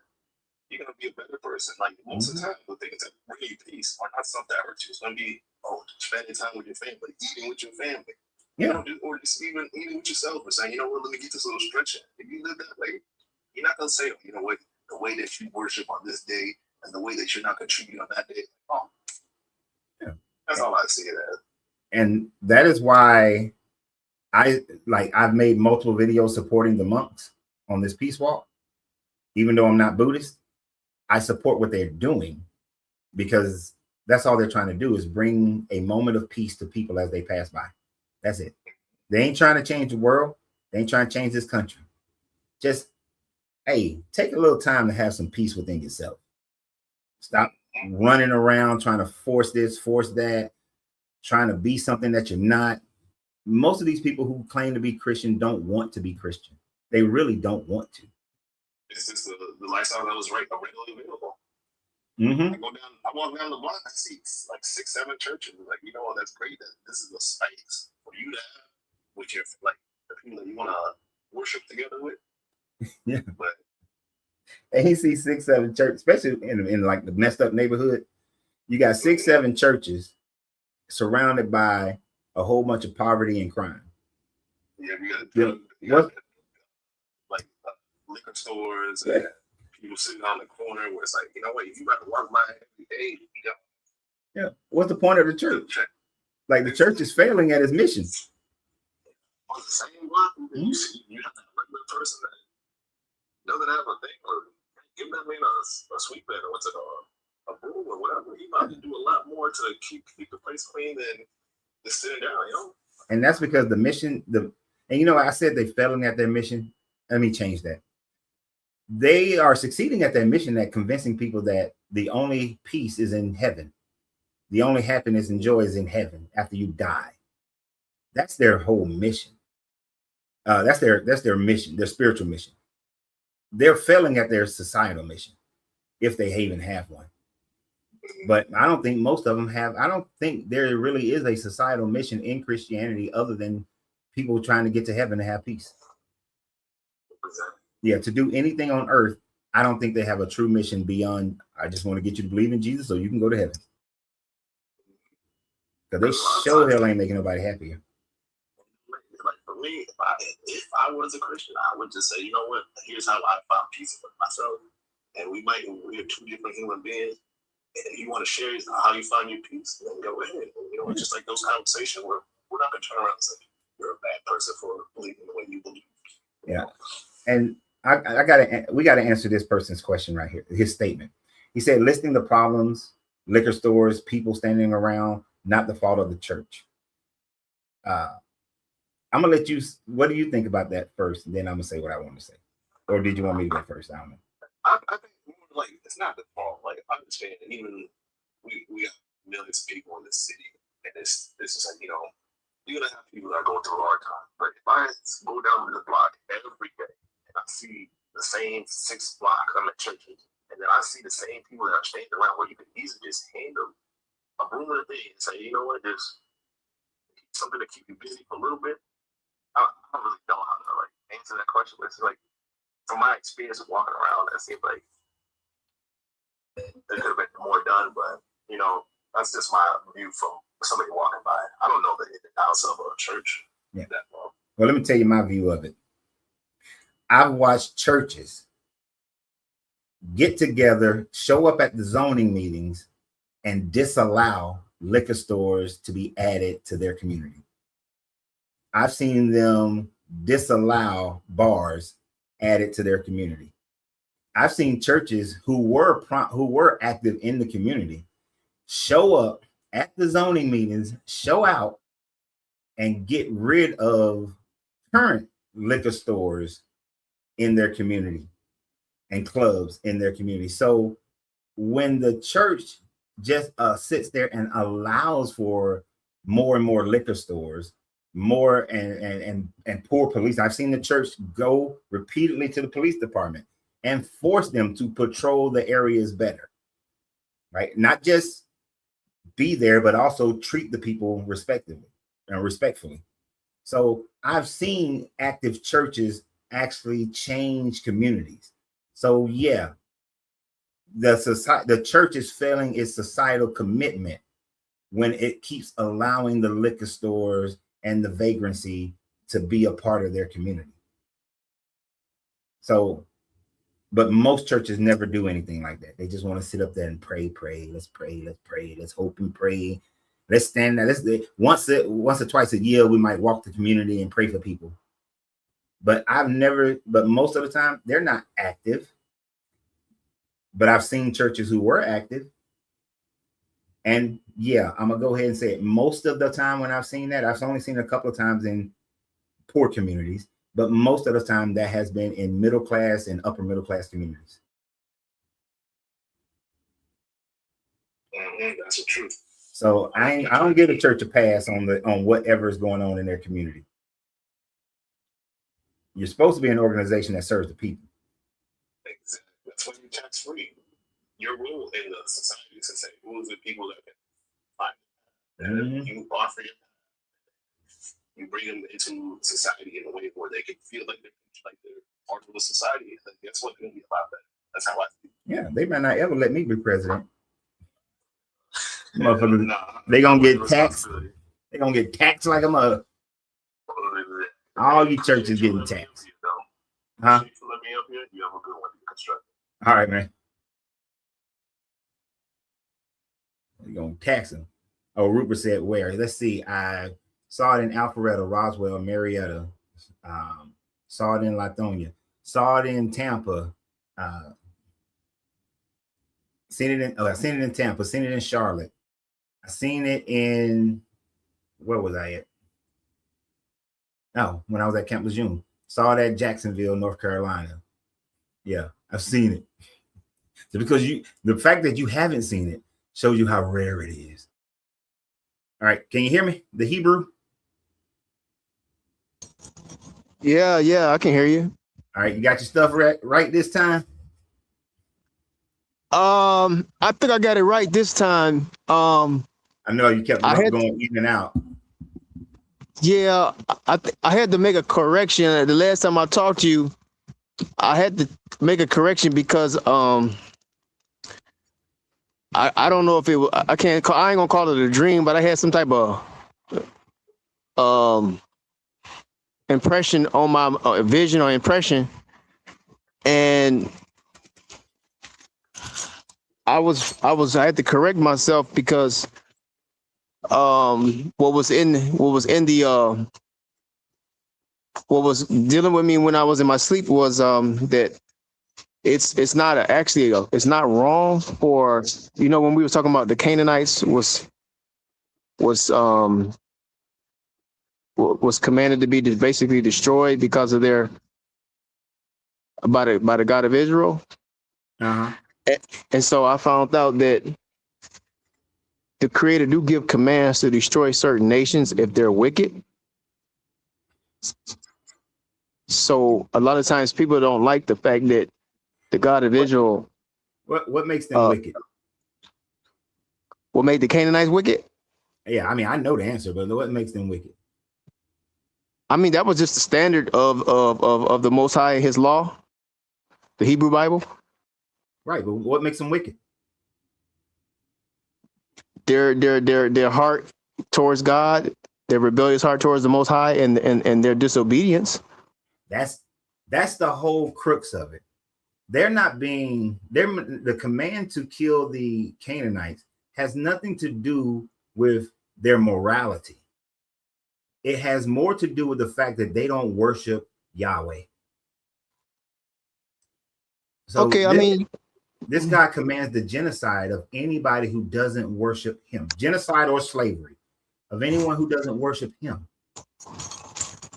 Well, no, I mean, not in that text. It was just he just commanded to destroy the Canaanites, not all of the Hamitic children. No, that's why I said either destroy them or make them into slaves. When Joshua was given his command, Joshua was told that for those Canaanite civilizations that were living in the so-called promised land, utterly destroy them, kill everything that has breath. And then he said, for the neighboring countries, make them into your slaves. So basically, if you don't believe in this God, you are to be annihilated or enslaved. The neighboring nations, that would be in the area of their territory. So that's not talking about the whole earth at that particular time. That was just speaking of the land of Canaan. For them, that is the whole earth. For them, for their perspective of the world, they didn't know about the Americas, but for them, their perspective of the world, that was the whole world. The neighboring countries. They didn't know about China. Okay, that's fine. That's not a real concern at this. That's we can talk about that, but I'm saying but you're missing the point. You're missing the point that I'm making. The only crime. The only crime of the people of Jericho is that they did not worship this God, and so they deserve genocide. Well, that's part of the crime. That was not the only crime. What was their other crime? They were into all kinds of wickedness that is contrary to the standards of the Most High. What's the wickedness? Where did you see the wickedness of the people of Jericho? What wickedness does it express that they were committing? The people of Jericho were Canaanites, so the Canaanites as a whole was doing a lot of foul things and abominable things that's abominable. Like what? And sacrificing their children to false gods and idol gods. Israelites sacrifice their children. Okay, but that's not the question. You asked me what were they doing, the Canaanites. So why wouldn't we kill the Israelites too? Why do they get a pass? Well, we dealing with the territory. I'm saying, remember, I was like, okay, I ain't gonna deal with the God of Israel no more, but I have to deal with the God of Israel because we need a supreme being to dictate to people what's right and what's wrong, and to tell nations, hey, if you don't get your act right, okay, I'm gonna send this nation against you, to chastise you. So what we you're need. saying, okay, so what you're saying is the wickedness is that they sacrifice. So the Israelites sacrifice their children to Yahweh. The people of Jericho, let's say they Canaanites, they worship El or Baal. So they sacrifice their children to Baal or El. So it's wicked only because of who they sacrifice the children to. You don't supposed to sacrifice your children to any false gods. Well, see, or should I say idols? Idols. I mean idols. Excuse me. So it's okay to sacrifice your children to Yahweh, but not sacrifice your children to Baal. That's what you're saying. When you say sacrifice, you don't supposed to kill your children. The Most High don't ask you to kill your children for him. Yes, he did. No, what I mean by that is he don't say, okay, offer your child, and then I'll give you, and kill your child for me, and then I'm going to give you an inheritance. He don't do stuff like that. Yes, he did. He did, and then he tried to backtrack it. Okay, but he didn't. But he didn't. I'm saying. But he did. You don't find nowhere where he said. No, go ahead. Finish what you're saying.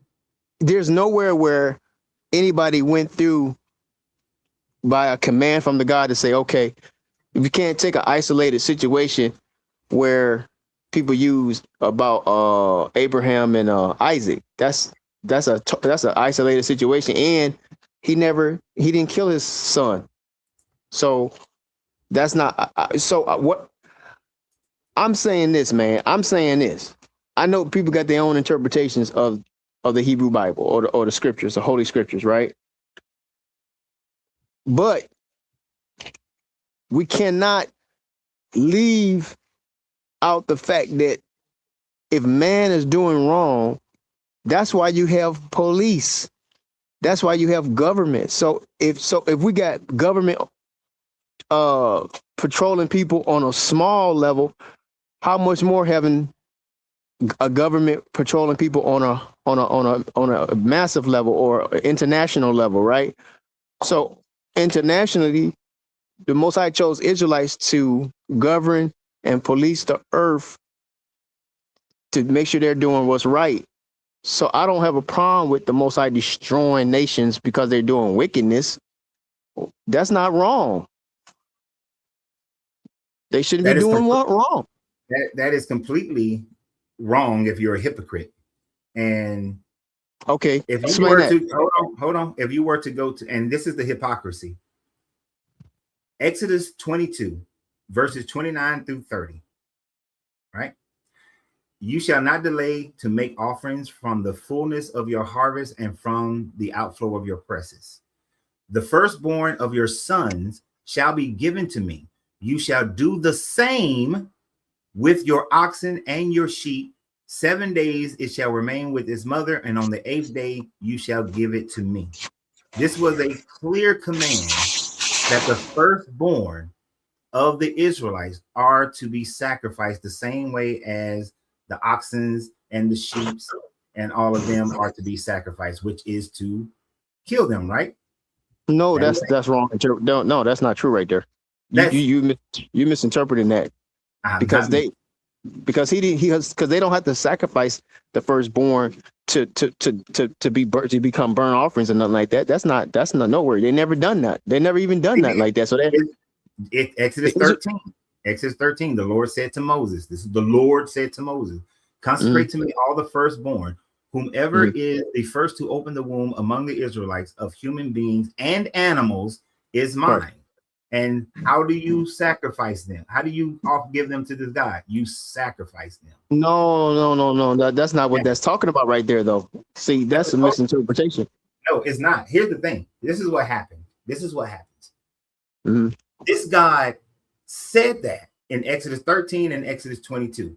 Then later on, he changes it and says, oh, wait, I'll give you the Levitical priest. When he starts separating people in the tribes, well, the Levitical priest will represent and then they can the firstborn, and they will be redeemed. And then if you don't have enough priests, then give some money. So he was like, nah, you know what, my bad. Let's not sacrifice the children like I said earlier. So now I'm changing it. And then in Jeremiah, he completely tries to say, hell no, I didn't do it. I didn't say that. I didn't say to sacrifice the children. And this is where the dishonesty within reading the Bible comes into play.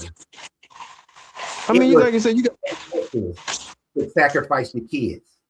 Then later on, the God starts to say, "No, well, I'll redeem them with the Levitical priests." And then later on, he says that, "No, I only said that as a punishment to them for acting up." And then in Jeremiah, he starts saying, "Oh, I never said it at all." So in the timeline of the Bible, from Exodus to Jeremiah, which of course Jeremiah is during, it's either Assyrian or Babylonian captivity, one of those two. We're looking at about 1,000 years of going from child sacrifice and then to Levitical representation and then to punishment and then to no, I didn't say that at all. But he look, said, I'm not. I don't care how you explain and it. today, people just want to take it all as one thing, but it's not one thing, because you can read it all together now. But back then, when all they had was Exodus, you didn't have Jeremiah, so you wouldn't have got the no, I didn't say it. Okay, that's not even the point I was making. You can explain that those chapters and verses the way you so choose. That's your prerogative. But I'm saying we don't interpret it that way. However, the Canaanites were wicked and they were living on some land that the Most High promised to someone else. So that's why they didn't want to come subject to the Israelites' law that the Most High gave the Israelites. So they was commanded to be put to death. I don't see anything wrong with that. Just like all these people around here. I'm about to give you a quick example. Just like all these people in the world, in America, all over the earth, they don't want to be. A man want to be a woman, woman want to be a man. That's violating the laws of the Most High. And if you get destroyed for that, then what's wrong with that? There's a lot wrong with that. There's a hell of a lot wrong with that. It's immoral to kill somebody just because you disagree with their personal disposition. But the other, because it doesn't bother you. What harm one? It brings no harm to you in your life.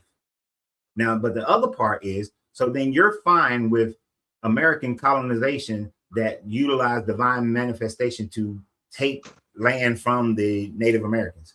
You're fine with that. You say the Christians? Yeah, when the Christians took the land of America from the natives and divine manifestation, you were fine with that. Well, I mean, the Christians are not the Israelites, though. So I would say that both of those nations, the nations that was in America and the nations that came to America to take the nations over that was in America, actually they became. Anyway, that'll start another discourse. But okay, so you're fine with the Israelis right now genociding and taking the land of the Palestinians. You're cool with that? Yeah, yes, if they are the real Israelites, yeah. If they are the real Israelites, yeah. Take it. It's yours. If they're the real Israelites over there and they say we want Palestine, yeah, take it. That see, to me, the moral bankruptcy of that is, what if the people who worship Brahma say that, well, Brahma promised us the land all the way to the Atlantic Ocean. So they would have the right then to come and take all the lands of Africa, Europe, the rest, that Middle East. They can take all that land because Brahma said that land is promised to them. Well, I mean, whoever that name you just mentioned, that's not the creator though, so no one cares what he says. It's the creator to them. Well, not according to the God of Israel. Well, not according to the Upanishads and the God of the Hindu people, the Indus people. Y'all are just, those are just heretics. Those are evil, wicked people who are sacrificing animals in the name of some idol god named Yahweh. Do they come out and say what you just said about the Israelites? Man, I'm just saying if they did. They had no idea who Israelites were back when they was writing the Apostolic. I don't think no government gonna do that. No people. I don't think no government, the prime ministers of any government, gonna come out and just say that like that. But it's okay for the people back in the day to say that. It was okay for Joshua to say that. Well, that's because Joshua God has given us this land, so we're just gonna take it, because that's what the Israelis are doing right now. So governments will come out and say that. Because no, I didn't say that. I did not say governments don't come out and say that part. I said you won't hear no Chinese government saying the God of Israel was wrong for telling. You normally not gonna hear no prime minister or no president say that about the God of Israel, and according to those dealing with those scriptures saying there are. I'm sure that there are government officials who have denounced what Israel is doing. I ain't say Israel. I ain't say the Israel that we got today. I'm talking about with the scriptures. I'm saying with the scriptures, you're not going to hear no prime minister. Most likely, you're not going to hear on mainstream media a prime minister denouncing the God of Israel of the Torah and the Tanakh. You're probably not going to. And you're not going, and you don't hear any of them denouncing the God of the Vedics and the Upanishads. You don't yes, you do. When have they denounced them? No, I said the God of Israel denounces those gods. The God of Israel does. I didn't say I didn't say the Israeli government of today does that. No, I didn't say that. You said that I'm not going to hear a prime minister today denouncing the God of Israel, right? Right, of the scriptures. So do you hear prime ministers denouncing the God of the Upanishads? Do I hear who? Have you heard any prime ministers denouncing the God of the Upanishads? In this day and time? No, not. I can't think of any at this point. Okay, so then your point is moot, because no government is denouncing. Most of the time, they're not denouncing the God of anyone's religion, other than America, who denounces the God of Allah. Well, they'll denounce this. They'll do that one. Okay, that's a different. You making it okay now. If you had somebody that's living today, like they were living like somebody with the spirit of Joshua or Moses back then, that was living. If they were living today and they were prime ministers, yeah, they would do that. But the prime ministers today don't walk with the God of Israel like that. They don't even live or base their government systems off the God of Israel like that. So that's why you probably won't hear them denouncing these idol gods of these other nations like they did back in the day. Right, but your statement was prime ministers today don't denounce the God of Israel, right? No, I don't hear. I'm not saying they don't. I'm saying I don't hear them verbally say it, like the God of Israel of the old of the Torah and the Tanakh or the Holy Scriptures is a evil and the devil, and he needs to be denounced. And you don't hear them say that about anybody else's God other than Muslims, but you don't hear them say that about other people's gods either. So I'm saying that's an invalid point, that people aren't denouncing the God of Israel. They don't denounce the God of India. I just said why they don't. Joshua and Moses was righteous, so people, if it was prime ministers that was righteous, they would denounce those idol gods. They would, but these leaders nowadays, they in union with idol worship, so of course they're not going to denounce anybody else's idol god. Or maybe we just don't live in a time frame where the morality was such that the government and the religion were one and the same, and they felt they had a right to do so. According to that book, they had a right to do that. According to the spirit of the Most High, they had a right to do that. And there's nothing wrong with denouncing lawlessness or wickedness. There is a lot wrong with it, because the only lawlessness is that you don't believe in that God. So I understand, you're putting the Bible writing, the Old Testament, on a higher pedestal than every other writing back in those days. Actually, I'm not. And let me show you why. Because wrong is wrong. Sin is sin. So you got just like the government here in America, they got certain rules. You get over here and illegally and they catch you, it's a possibility they're going to send you back where you came from. That's just a law of a particular government. So what's wrong with the Most High's government through his Israelites, righteous Israelites? Hey, this is wrong. You're going to be chastised for this. You're going to be judged for this. So do you think it's wrong to stone a young girl if she wasn't a virgin on her wedding night? Or you think that's right? I got more deeper concerns than that at this point, but with my conversation. But if that's a law, that's mentioned in the laws of the Most High, then that's what it is. I'm not gonna go against that. Okay, I'm not going against nothing that's rightly interpreted in his holy word. Okay, Nothing. then I will say that you are morally bankrupt. Morally bankrupt? Why? How am I morally bankrupt, man? I don't even agree with that type of stuff, man. But it's in the Bible. The Bible says that it's in the Old Testament, if a young girl is not a virgin on her wedding night, and the father cannot produce the proof of her virginity, then she is to be taken to the front door of her father's house, and the men are to stone her. I read that, but I just don't recall the exact storyline. But if that's the truth of what you're saying, we're just gonna go on that. If that's the truth of what you're saying and you interpret it correctly, then that's what it is. Why am I trying to fight against laws that's been written over 5,000? Because if you did that today, would you go to jail? We're not talking about doing that today. That's not even an issue. We're not living in that land. Yes, we are, because you're saying living in the land of Israel. We Israel. are supposed to be following the laws of this God, right? Yeah, Israelites do. Yes. That was for the Israelites. That law was not for people living outside of the territory of Israel, sir. You got to keep that in mind. So you think it's okay for the Israelites to do that, then?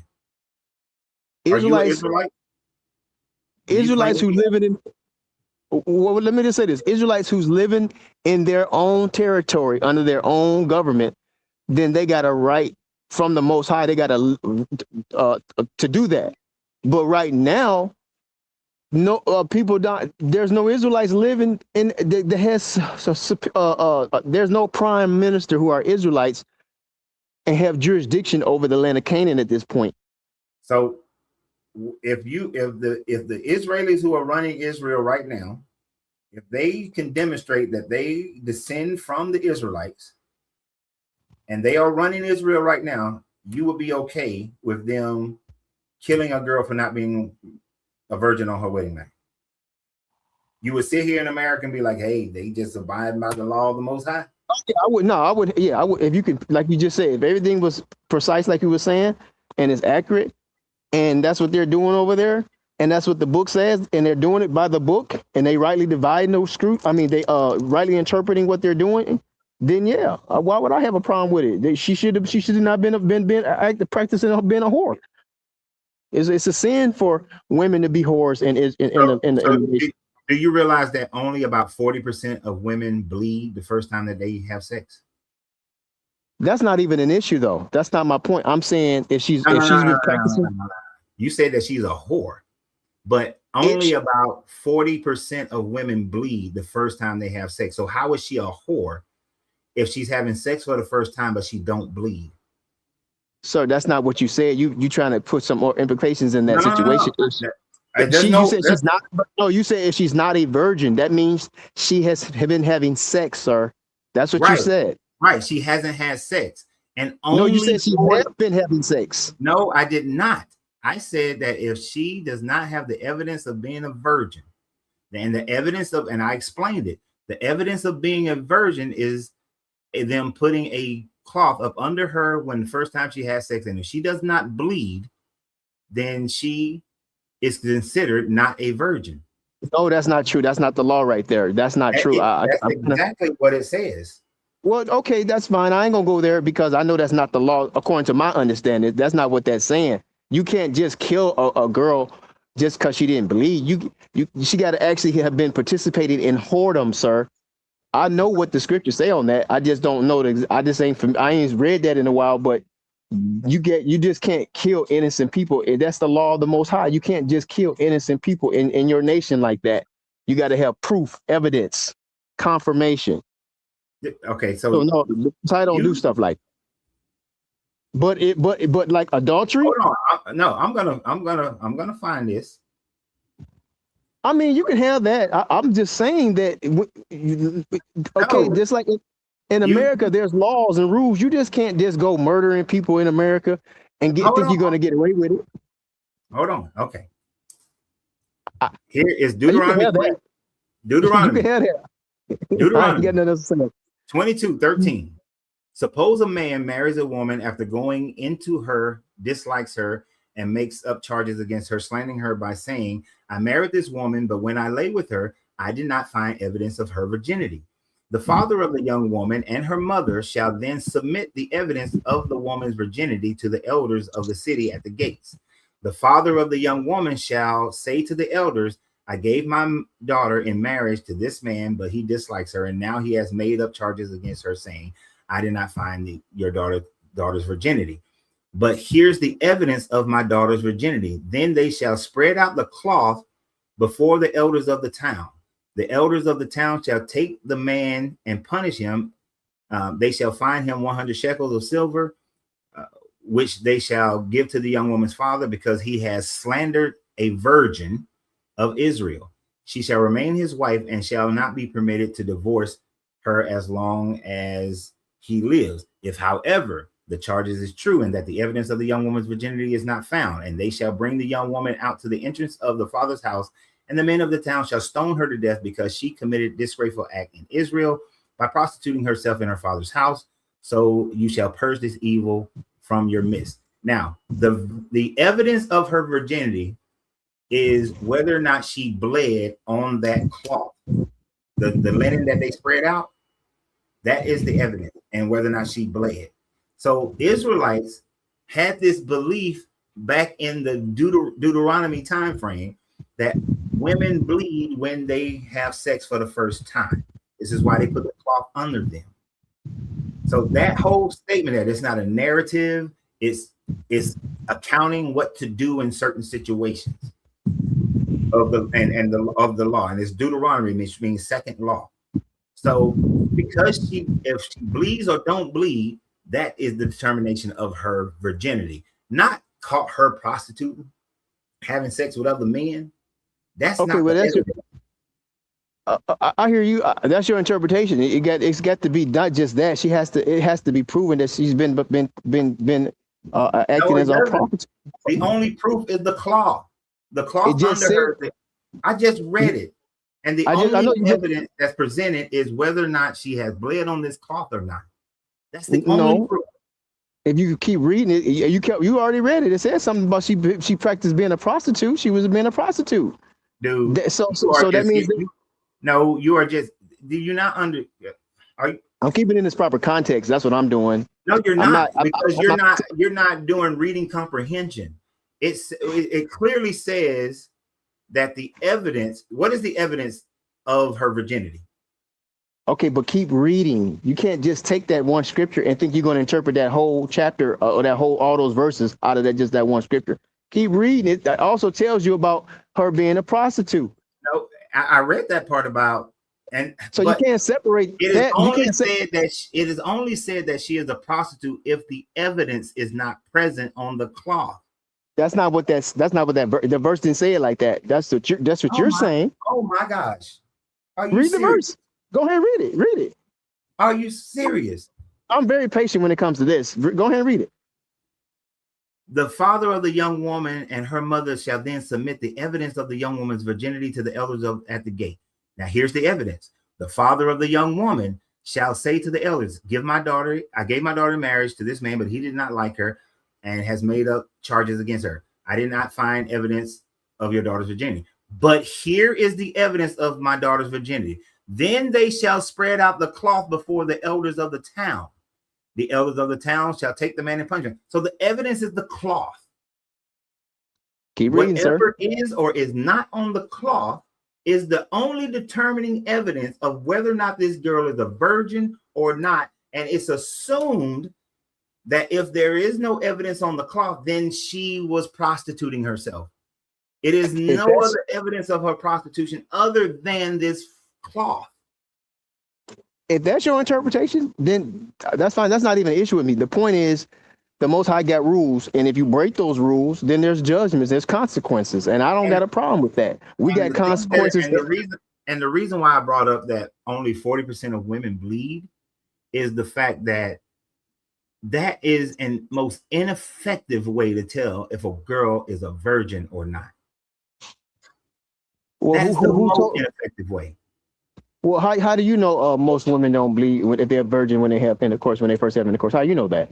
Because there are so many scientific studies on women who don't bleed.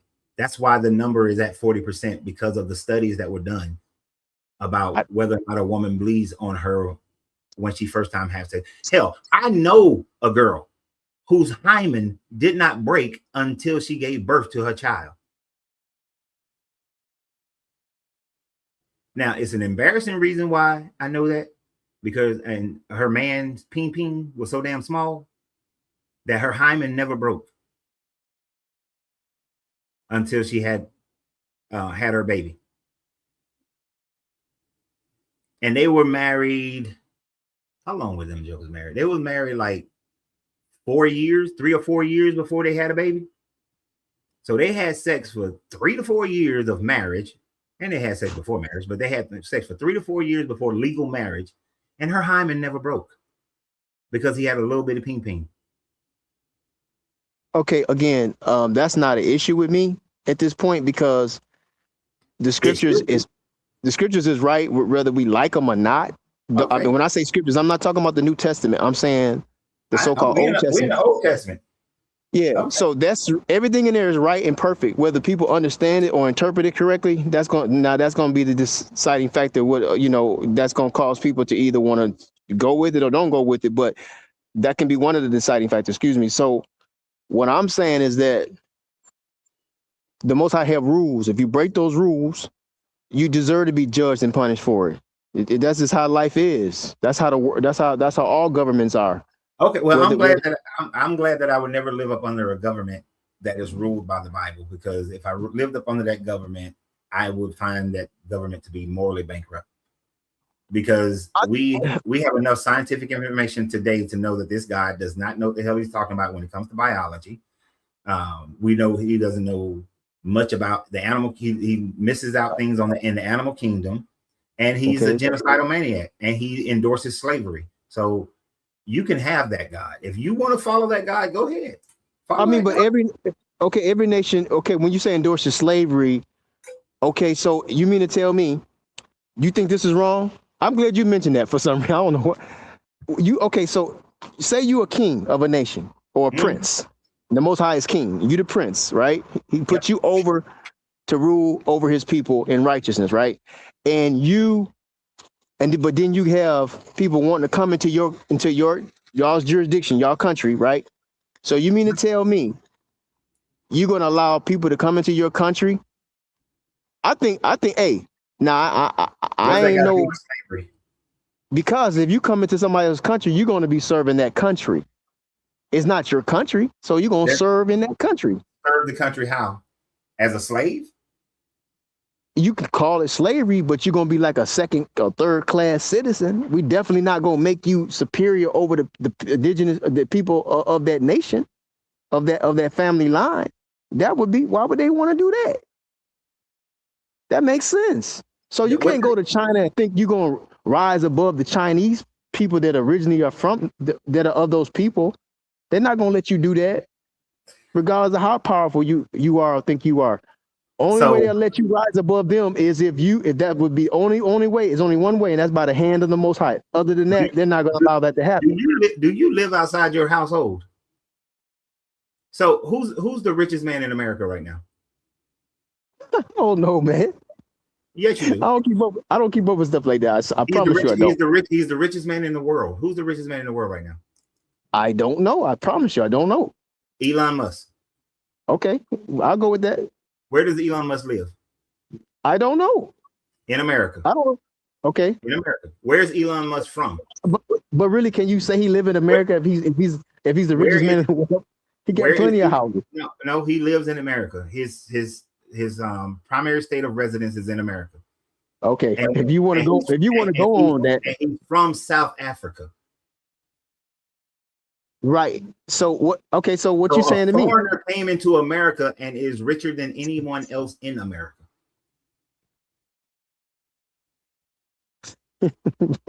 That's not a good example, sir. That's I a great promise you example. And okay, here's a more layman level example. The 3.5 years that I lived in Germany, there was a man who owned a restaurant. He was an American black man. He left Germany out of the military, got to America, felt the racism, went back to Germany. He then built his restaurant, and then he built another restaurant. He owns property in Germany. You know that most Germans don't own property. He owns land. He has a house. He got business in Germany. He is wealthier than the average German. And he's a black man from America who went back to Germany in 1972, 71, 72, something like that. I don't think that's true, but I mean, I hear your story. Okay, what's your point? I used to eat at the man's restaurant. It was right off my base. No, I'm saying I he's used not. to talk to the man. I went to the man's house. I knew his wife. I knew his kids. Okay, His I'm kids just saying, but what you he's not talking gonna about? rise. That's not true. He's not. But I'm saying he's not. I'm saying to. Okay, that's fine. Excuse me.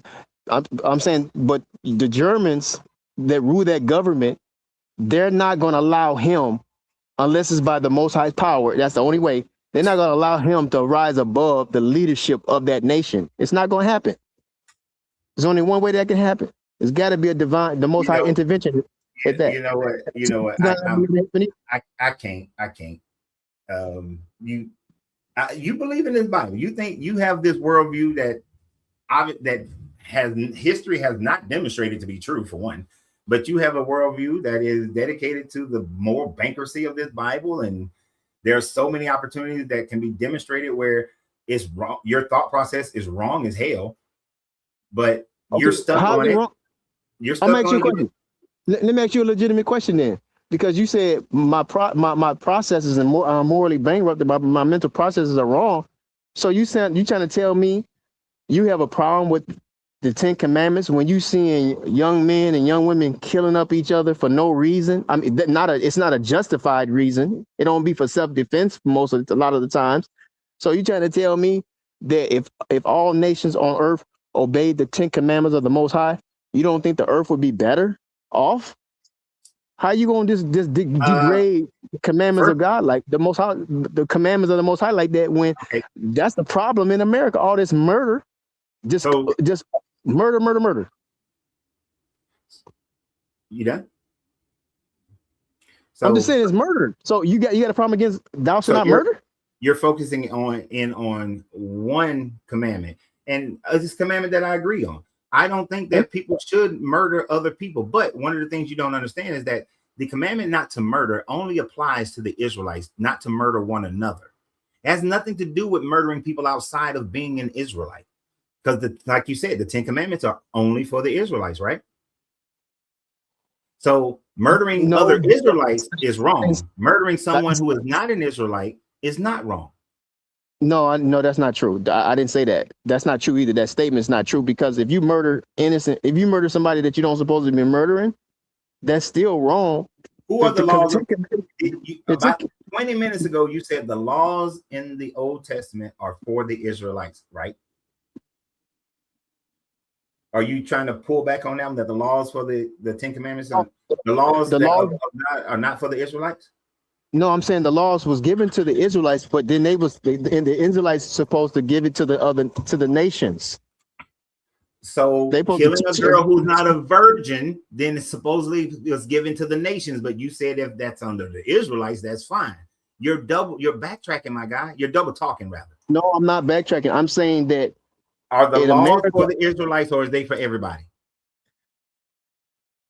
Okay, certain laws is for certain like certain things that go for the Levites don't go for all of Israelites, because they're not Levites. No. So Certain laws are for all nations to be governed by. Certain laws of the most. No, I'm gonna stop you because you're moving the goalposts. Now you're trying to talk about certain laws for Israelites. When I was talking about the virgin, you said that those were for the Israelites, and if that's being done under an Israelite regime ran by somebody who's an Israelite, then that's perfectly fine. That doesn't apply to everybody else. Then I didn't say it don't apply to them, but it only applies if they come. No, yes, you said it gotta be taking it out of context. I'm saying if they come under the jurisdiction of Israel, then yes, they're supposed to abide by that same rule.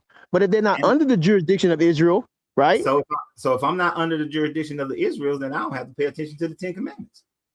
Okay, well you don't, and that's why you got all these problems in America too. That is not why you have all these problems. Oh, so you're saying the Israelites didn't have any problems? They didn't have lawlessness? No, they didn't have. Let me answer that. They did not have problems. And only time they had major problems or promises when they was disobedient to the Most High. That's it. They didn't have problems like that until they got out of line with the Most High, started worshiping idols, stopped keeping the commandments, stopped keeping the Sabbath, and stuff like that. Okay, like I said, you have a different worldview, and yes, I think you're morally bankrupt because if we have to. The first 4 commandments are about worshiping this one particular God. So you are forcing everybody to worship that particular God when most of the world has never heard of that God. I'm glad you said that, though. I'm glad you said that. Yes. So you're forcing that religion on people. Yeah, I believe everybody should be forced to worship the God of Israel. Everybody on earth should be forced to worship the God of Israel. Yes, I do believe that. They should be made to. We just gonna leave it right there because there's nothing else to discuss. And that's why I think you're morally bankrupt, because you want to force everybody to believe in a God that has absolutely nothing to do with everybody in the world. A God that is morally bankrupt within himself. Okay, so you mean tell me thou shalt not steal morally bankrupt? You can pick out the one few that most people are going to generally agree with, but there are other laws of this God. The majority of the laws of this God, yes, are morally bankrupt. None of them are. They're perfect. He says his law is perfect. Right. You believe killing a girl who's a virgin on her wedding night is perfectly fine. Where in scripture says you justify in killing a virgin daughter, a virgin girl? Yes, you are. There's nowhere in scripture. You're morally justified because most women don't bleed on their wedding night. Okay, so you are morally justified to kill those women who don't bleed. Well, I don't think that's necessary. That's not that particular. Wherever you got those statistics from, I don't think that's true, because most people would be lying. A lot of people be lying when it comes to those statistics. But that's not the point I'm making. Most people be lying now. Okay, you know what? We good, man. But that wasn't my point I was trying to make. I'm saying that there's no scripture. You won't find no scripture to justify killing a virgin daughter of Israel for unjust reason. You won't find that nowhere in the book.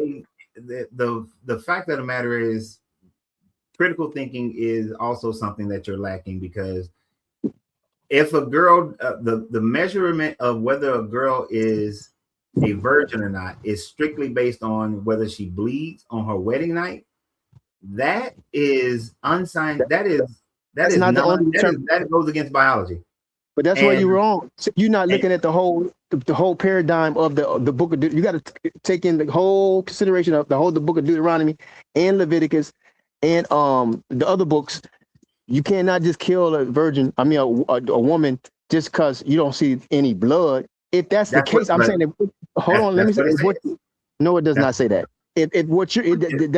That's because you only read one verse. But I read several verses. That was not one verse, that was several verses. And that whole part that I read was all that it said about that. After that, it goes into about if a girl who is betrothed to a man and she's raped, and then a girl who's not betrothed to a man and she's raped, or a girl who's married and she's raped. It goes into a whole different subject matter after that. It doesn't even talk about that anymore. Or it's not even relatable to that. And I know, but the only reason no, because you believe in this Bible and you think that the science of this Bible is true. Just like if a man thinks his woman is cheated on him and the baby ain't his, he can give her a magic potion. And if she has a miscarriage, then you kill her because that was another man's baby. As if some dirt from the holiest of holies and some water is going to then determine who the pappy is. That's not in the scriptures what you just said. Oh my gosh, dude, have you read this book?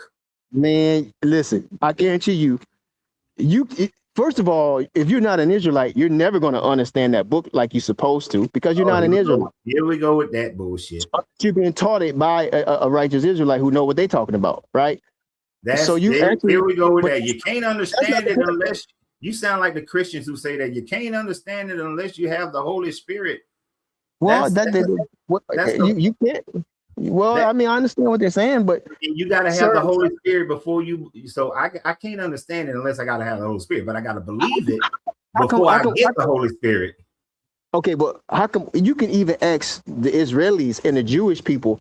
They're not going to agree with you with that interpretation of what you just said about that. As far as I know, the rabbis, those rabbis, whatever they call themselves, they're not going to agree with you with that interpretation. And all the Israelites who I know is definitely not going to agree with you with that interpretation. You know why? Because they live in today, and they know that that's bull. That they will never get away with that shit.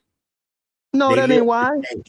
But when they wrote this, they believe this. And for your own personal edification, go read Numbers 5, and you'll see where it talks about a man suspecting his wife of committing adultery, and then give her a little magic dirt stuff. That's not what you said. You didn't say it like that at first earlier. I know about that scripture, man. I did say that. I said he give us some magic potion from some dirt from the holies of holies if he thinks that she is pregnant. I don't think they called it magic dirt, but I don't know why you want to put that term on there, but that's fine. That's all it is magic dirt. I mean, they think the dirt from the holiest of holies is so magical that it could tell whether or not the baby is from the husband or from another man. Okay, but boss man, why are you had a problem with thou shalt not covet thy neighbor's goods? I didn't say that. I don't have a problem with that. What I have a problem with is what I have a problem with is if you have no evidence of your wife committing adultery, but you just suspect her of adultery, then you give her a magic dirt potion to see if the baby is miscarriage, and then that's proof. So to that, it ain't nothing to do with no baby being miscarriage. See, you messing the story up. Go back and read the story, man. That ain't what the story is talking about. It didn't say nothing about no child being involved in that particular situation. You got the story wrong. You mixing stories together or something. I don't know where you getting that story from. It ain't got nothing to do with the. If he thinks she's committed adultery or so, she having some outside affair or some sexual activity outside of him, it ain't had nothing to do with no babies. No babies was even involved or mentioned. As far as I can remember, even no babies is even mentioned in that subject. That's not right. Why? I don't know why. Why do we got to misrepresent what the books say? And if you don't understand the King James, you probably should go get a Tanakh or a Torah I would never read the King James ever again in my life because it is like one of the worst translations. Well, it's a decent translation. It's not necessarily the best one all the time on every verse, but on many of the verses, it's right on point. I don't got a problem with it like that. Mm-hmm. All the translations, I like them all.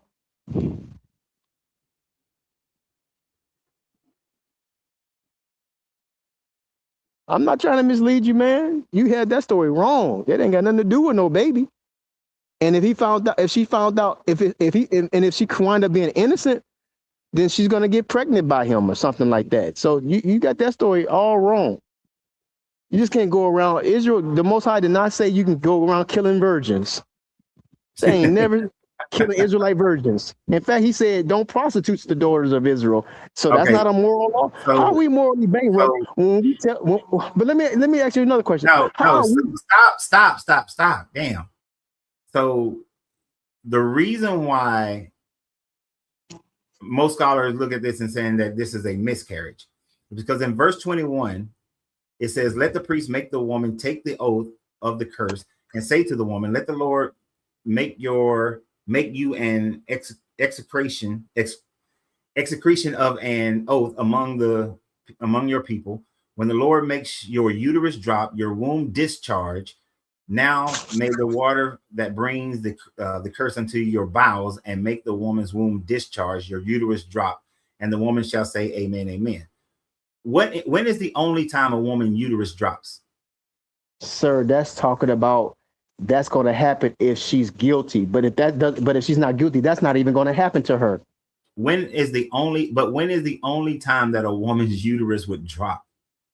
Sir, I'm not getting into that because that's not what that's talking about. You can go into that if you want to, but I'm saying that's only going to happen if she's guilty of committing adultery.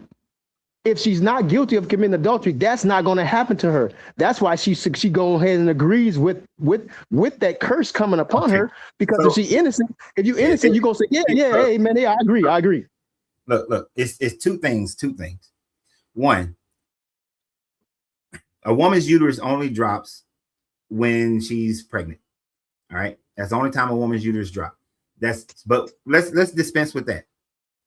You're still saying that this magic dirt potion is going to cause this woman's uterus to drop if she slept with another man. So let's dispense with the baby part. I'll let you have the baby part. And you got to. You know, let me have it. It's the truth. I know what I'm talking about. I just said I'm gonna let you have the baby part. No, let the Most High have it. It's true. It's not mine. But what you're still saying is that this magic dirt potion will be able to tell if another man had sex with this woman. No, that's not what that. See, you get that out of context. Dude, come on. No, it's deeper. It's telling you the evidence of whether or not she's had committed adultery is whether or not her uterus drops and she has a discharge. That would be the evidence of her having sex with another man. Otherwise, what's the purpose of giving her the dirt potion? So what is your what is your question then? What's your point you're making? I don't get it. There's nothing wrong with what they're doing right there. They even do something similar with the measure. There's nothing wrong. So you don't think there's anything wrong with the measurement of whether or not a woman committed adultery is if her uterus drops and she has a discharge, then she has sex with another man. If her uterus doesn't drop and she doesn't have a discharge, then she didn't have sex with another man. That's how you're going to tell whether or not your wife had cheated on you. Again, you think that's how you can tell. You got to use all. You got to put all those scriptures. You got to read that all. I can't. I can only deal with. I'm done with you, man. I can only deal with so much back talking and double talking and moving the goalposts. Oh, you got to read. I read the whole damn thing while you was yammering on, and I was listening to you while you were. And yes, it's killing virgins is wrong. If your only measurement of proof is whether or not she bleeds on her wedding night. And in this whole thing of Numbers 5, it is talking about the fact of this woman, a woman's uterus would drop if she had intercourse with another man. Like, are you freaking kidding me? That is how they're gonna be able to tell if she's had sex with another man? Shit. We can barely tell today. Like, we could tell if a woman we can't tell the difference between a woman that's had rough sex and a woman that was raped, right? But if a woman claimed that she was raped and we see the rough sex that usually comes with the rape, then that's how we agree that her claim of being raped is true. But you can have a woman that participates in BDSM rough sex or just rough sex, period. And it'll look closely the same. We got to go in there and look to see that. But if a woman just had regular sex with another man, and if you ain't went in there and looked to see if there's any swelling and anything like that, instead you give us a magic dirt potion, come on. And you want to call that morally right? Oh, the Most High said it. Oh my. Green eggs and ham. Oh, I guess the other people have to. See, my bad, people on TikTok. I entertain that nonsense way too damn long. Way too long. And whether you want to accept it or not, that is the woman having a miscarriage. when the uterus drops. That is what the Bible is talking about. That's what the Old Testament is talking about, is a miscarriage. It is not talking about just a uterine drop and a discharge. You can try to go 11 miles around the corner.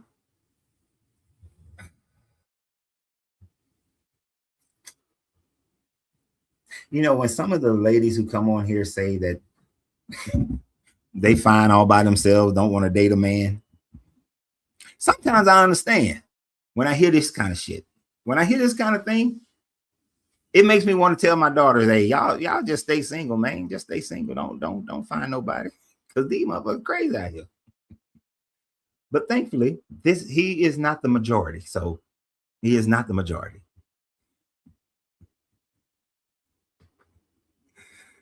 He's not the majority. So don't take that mentality as being the majority. It's like, oh, you didn't bleed on your wedding night. I ain't gonna say the dude's name because you're not like anybody here would know him, but just in case somebody does. Like, I didn't believe that he had this little tiny ass penis, but he did. And then when his towel dropped while we was out on ship, he became kind of a laughing stock a little bit. It was cruel. We were cruel at that time frame. You know, I was only 20 years old. I was young. We were stupid. But when I saw that, and then years later, when I found out that his wife hymen didn't break until she had the baby, I understood. And he want to say that, oh, there's no scientific proof. Hell, I don't need no scientific proof. I have talked to the people, to the woman who, and she was a little girl too. Not that means much, but she was a little girl. And then they want to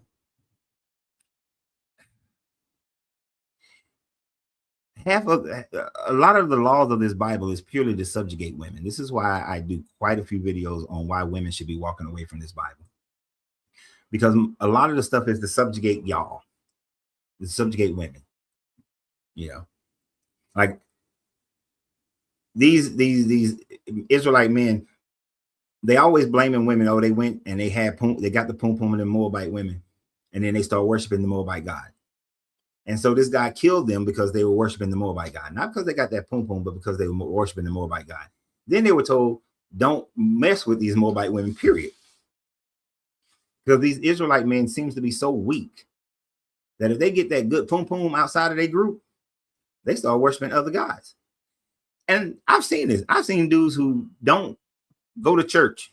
They get some good pum pum, and that woman go to church. All of a sudden, that joker go to church, turn to a deacon and everything. Thank you, Enterprise. But oh my gosh, I am just flabbergasted by the insanity that people will just believe something that goes contrary to their own good sense. To their own good sense. How can you still, like the earlier young man, apostolic succession? It's just a bunch of people claiming shit, but you're going to claim that to be facts. You're going to claim that to be facts. And then they love moving the goalposts. Oh, but you got a problem with thou shalt not murder. That ain't what we're talking about. We're talking about murdering people, about genociding. We were talking about genociding people. We were talking about child sacrifice. But then you want to try to think you're backing me into this corner by saying, oh, you got a problem with murder. No, bro. I got a problem with you forcing everybody to believe in this God.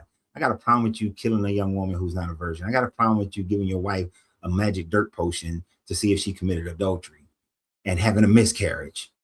You know, I got a problem with you with enslaving people. Right. And then how you going to tell me when I used to go to the man's restaurant, knew the man, talked to the man, went to the man's house, met his wife.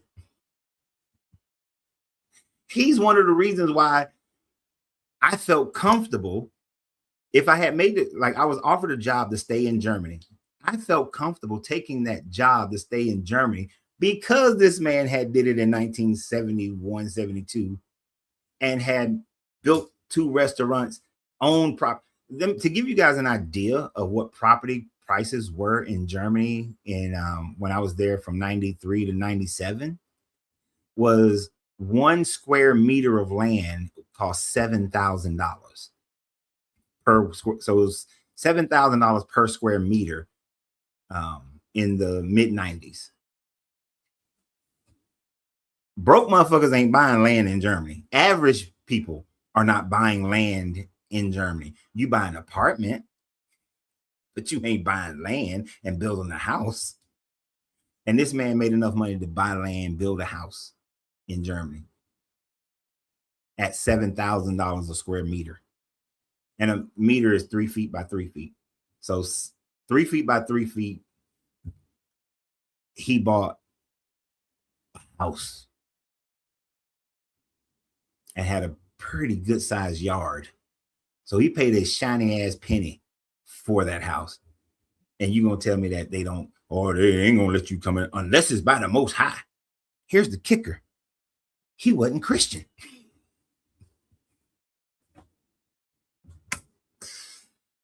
Oh, so the Most High let this non-Christian come in there and buy land in Germany and start restaurants, doing better than most of them.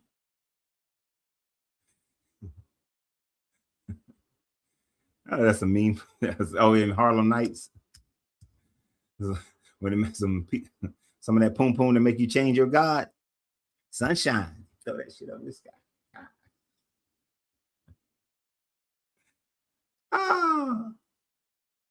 Ryan says nothing in the Bible has been disproven. So says for someone who's never actually looked at science or the Bible. You know, the flood has been disproven quite a few times. The Exodus has been, there's not one person, scholar or Egyptian scholar that believes that the Exodus happened. That's been disproven, that the Exodus never happened. So yeah, I think you're lacking in that statement. Sincere.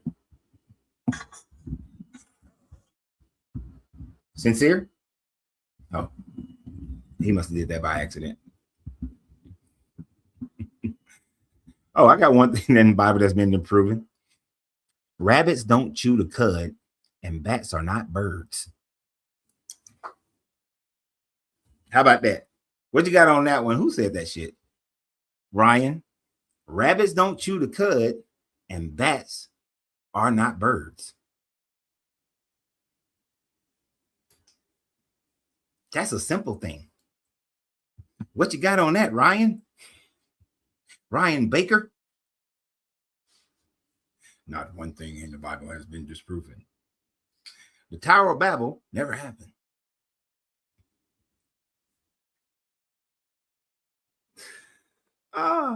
It amazes me how they make these statements and they be so sure of themselves.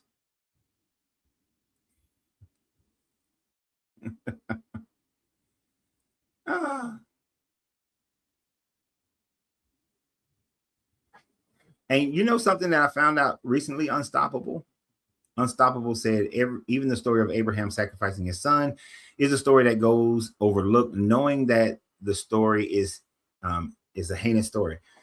There are some Jewish writings, I forgot which ones there are, so don't ask me. But some of them originally said that he actually did sacrifice Isaac, and then Isaac was resurrected. And so there are some Jewish writings of that. And one of the reasons, let me see if I can find where is Abraham? I think he's like Genesis. What should be back? Where is that story? Hell, I don't know. Let me Google it first. I'll find it faster. Where is that story? Genesis 22.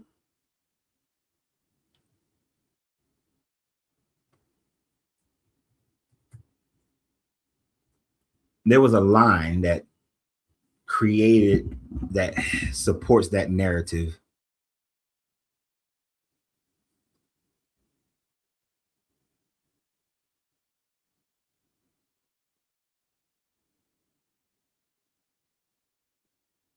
And then Abraham said, God shall provide the lamb for my burnt offering, my son. And the two men walked together. When they came to the place of God, showing him, Abraham built an altar. So lay your hand.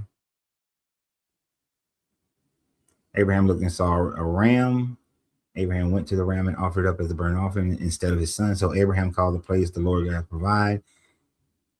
On this day, on the moment that the Lord says by, and the angel of the Lord called Abraham a second time, saying that, and bonus one, because you have done this, I will indeed bless you, make you a numerous nations, and then the enemy and the nations gain because you have obeyed. All right, so this last line in verse 19 of 22. So Abraham returned to his young men, and they rose and went together to Beersheba, and Abraham lived at Beersheba. Because it doesn't say anything about Abraham returning with Isaac, just Abraham returned to his young men, which is all the other servants that Abraham had. A Jewish writing says that Abraham did kill Isaac and then Isaac was resurrected, but of course that's nowhere in the Bible. But because of that last line of it just talking about Abraham returning and not Abraham and Isaac returning, a whole nother fan fiction was created about Abraham and Isaac. I'm not saying it's true. It's just just a little extra information there. Catholic, you there?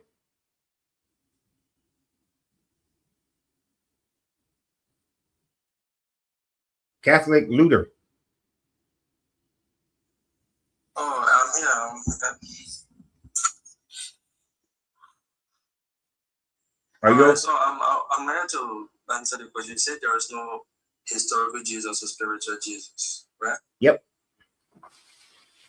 So I'm just to be clear, are you talking about a Jesus of your own personal belief or the Jewish teacher that lived in the first century? I'm talking about a Jewish teacher that lived in the first century, who was an itinerant preacher who died and was resurrected and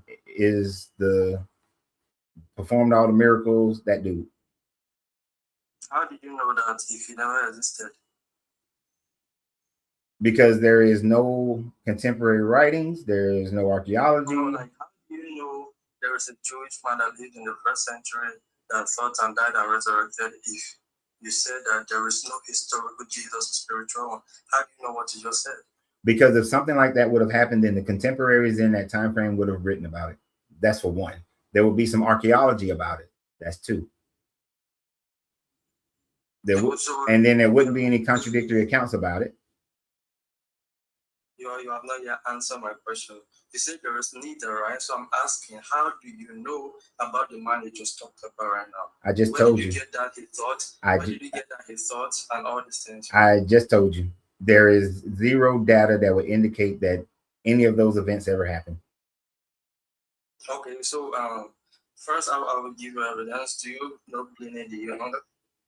Yeah, Pliny the Younger wrote about what people believed, not what he actually saw or what anybody saw, but what people believed. So wait, do you know what he was dealing with before he wrote that? He was wondering what should he do with the Christians. He was dealing with accusations against Christians in his province, right? Okay. What's your point? So what did he write to what did he write to the king Trajan? What did he write? Tell me. He wrote about Christians who are worshiping and this Jesus Christ, right? He wrote about Christians who gather in the evening around dawn to worship and sing hymns to Jesus Christ. Yeah, like I said, he said they sing hymns to him to us. People sing to God. Right. What did you just? Your accent threw me off. What did you just say? No, I'm asking you to confirm if what I said is true. According to his letters. According to his letters, he wrote about what people believed. He wrote about not what people believe, but what he heard. That is what the letter emphasizes. That he heard them singing songs and hymns that people sing. They were singing it to Christ like people sing to God. Okay. That's what he said. Right. So what people believe? Is this man correct? Wait, is this historically correct? Yes. Because Pliny the Younger is not a Christian, so there is a historical. Okay, no. He's writing about what people believe. So if I sing a song about Paul Bunyan was a giant man, walked around with a giant oxen and made the Great Lakes of America. If I sing a song like that, does that mean that Paul Bunyan was a giant man with a giant bull named Blue and created the Great Lakes in America? If I sing a song about it? No, I don't know the example you give. Where are you from? Much what Where are you from? I said. Where are you from? I'm Nigerian. So you're Nigerian. So if I sing a song that Eshu came and he made a man bump into a woman and she injured herself, and then that man had to take care of that woman. They fell in love and got married. Does that mean that that's true? That's true? Did Eshu really do that? I don't know. I don't even know how you got to know him. What do you mean how I got to know him? This is not even making a point. If I sang a song about it, you know who Eshu is, right? Do you know who Eshu is? No. Okay, so your ancestors used to worship a god named Eshu. Eshu was... No, listen, Nigeria is not one collection of tribes that worship one god. I know that, but what I'm saying is Eshu is a part of the... Eshu is a part of the Ifa pantheon. Can we agree on that? No, wait, don't allow me to Ifa. I'm not Ifa. Okay, but is Eshu a part of the Ifa pantheon? It might be, but I'm telling you, I'm not Ifa. Okay, so you don't know, but okay, so let me tell you then. Eshu is a part of the Ifa pantheon. All right? Maybe, yeah. All right, so if I sing a song about Eshu or Shango or Odomare or Mama Wata, does that make any of them real? The fact that you said that it's part of something, you already declared that it's part of something, that means it's true. It's true. So Eshu and Mama Wata and Shango. It is not part of something. Then how did you know that it was part of the thing in the first place? What are you talking about? You're not making any sense. Without checking your point, you don't even know what you're saying. No, you don't know what you're saying. If Eshu, you told me that Eshu, I don't know why it's part of the Ifa pantheon or something, right? Yeah, it's already declaring that it existed and you know it's part of it. That is what you said. You said it's part of this. Right. You say it might be, or you give a probability. You said it is. Right. It's a part of their belief system. Okay, which is theology, which means you are not even supposed to deny the first place if you are going to theology, right? Because you can look at an Ifa and say, they will tell you this is a God to me, but you look at it and okay, say, dude, you're going like 50 miles around the point. The point is that Pliny the Younger wrote about Christians singing songs. He interrogated Christians. They stood firm on their belief. He's writing about what people believe. All I'm saying about Ifa is that people, you can write and sing songs, and there are people who will stand and die on their beliefs of Ifa. Does that make it true? It doesn't. It's just writing about what people believe. It doesn't make Ifa real. It doesn't make Jesus real. It just makes people believing at the time frame of Pliny that those people believe. That part is real. That in the 2nd century, early 2nd century, when Pliny is writing, people believed in Jesus. That's it. That's not proof that Jesus actually existed. Okay, so let me go to archaeological discoveries. Do you know about the terms from Neolithic? I didn't understand. Do I know about what? Terms from Neolithic. I don't know how to pronounce it. Have you ever heard of the discovery that was found in Karasampe in Turkey? A discovery found in Turkey, but I'm not understanding what the discovery is. Okay, it's called a terms from Neolithic. Spell it. Okay, Neolithic.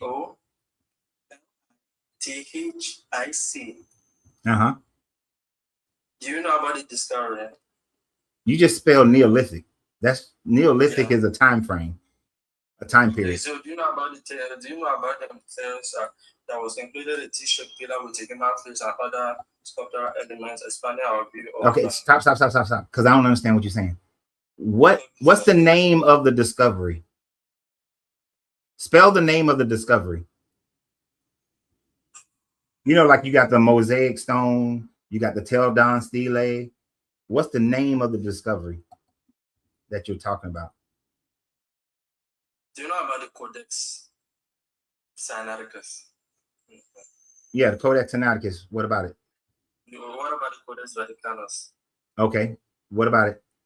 Okay, well, these are archaeological discoveries, right? No, they're Oh not. my God. The Codex Sinaiticus is simply the New Testament books written in Koine Greek. When was it written? And when was it discovered? When was it discovered?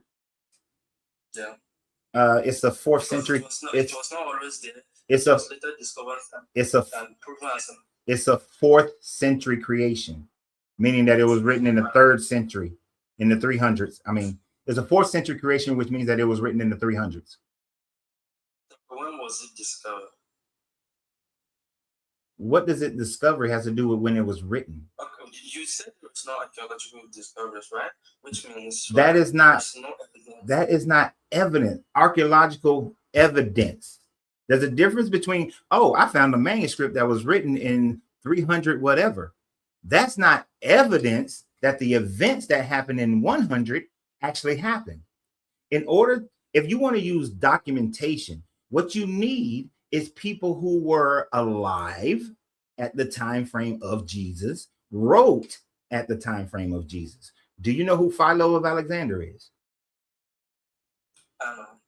Philo of Alexander was a Jewish historian who was alive during the time frame of Jesus, wrote many treatises on Jewish history and culture happening in the early 1st century. You know who he never wrote about?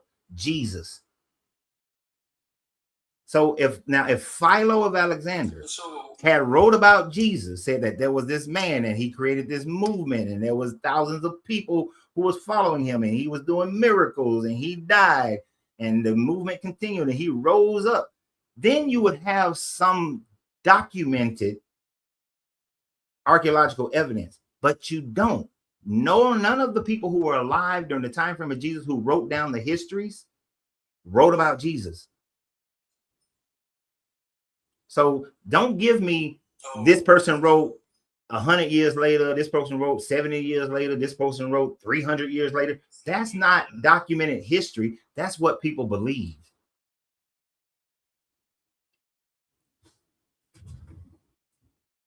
You got any pottery with Jesus on it from 1st century? You got any from early 1st century? You got any statues of Jesus in the early 1st century?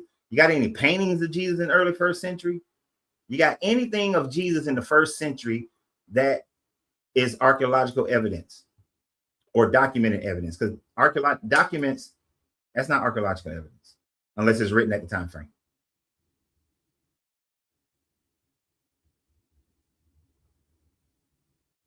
Oh my God, why are you calling me?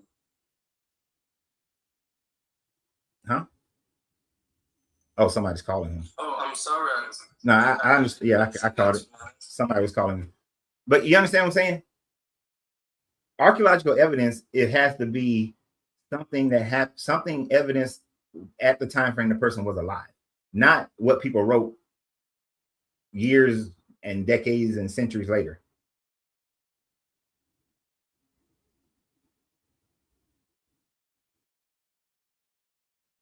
You understand what I'm saying? You still there?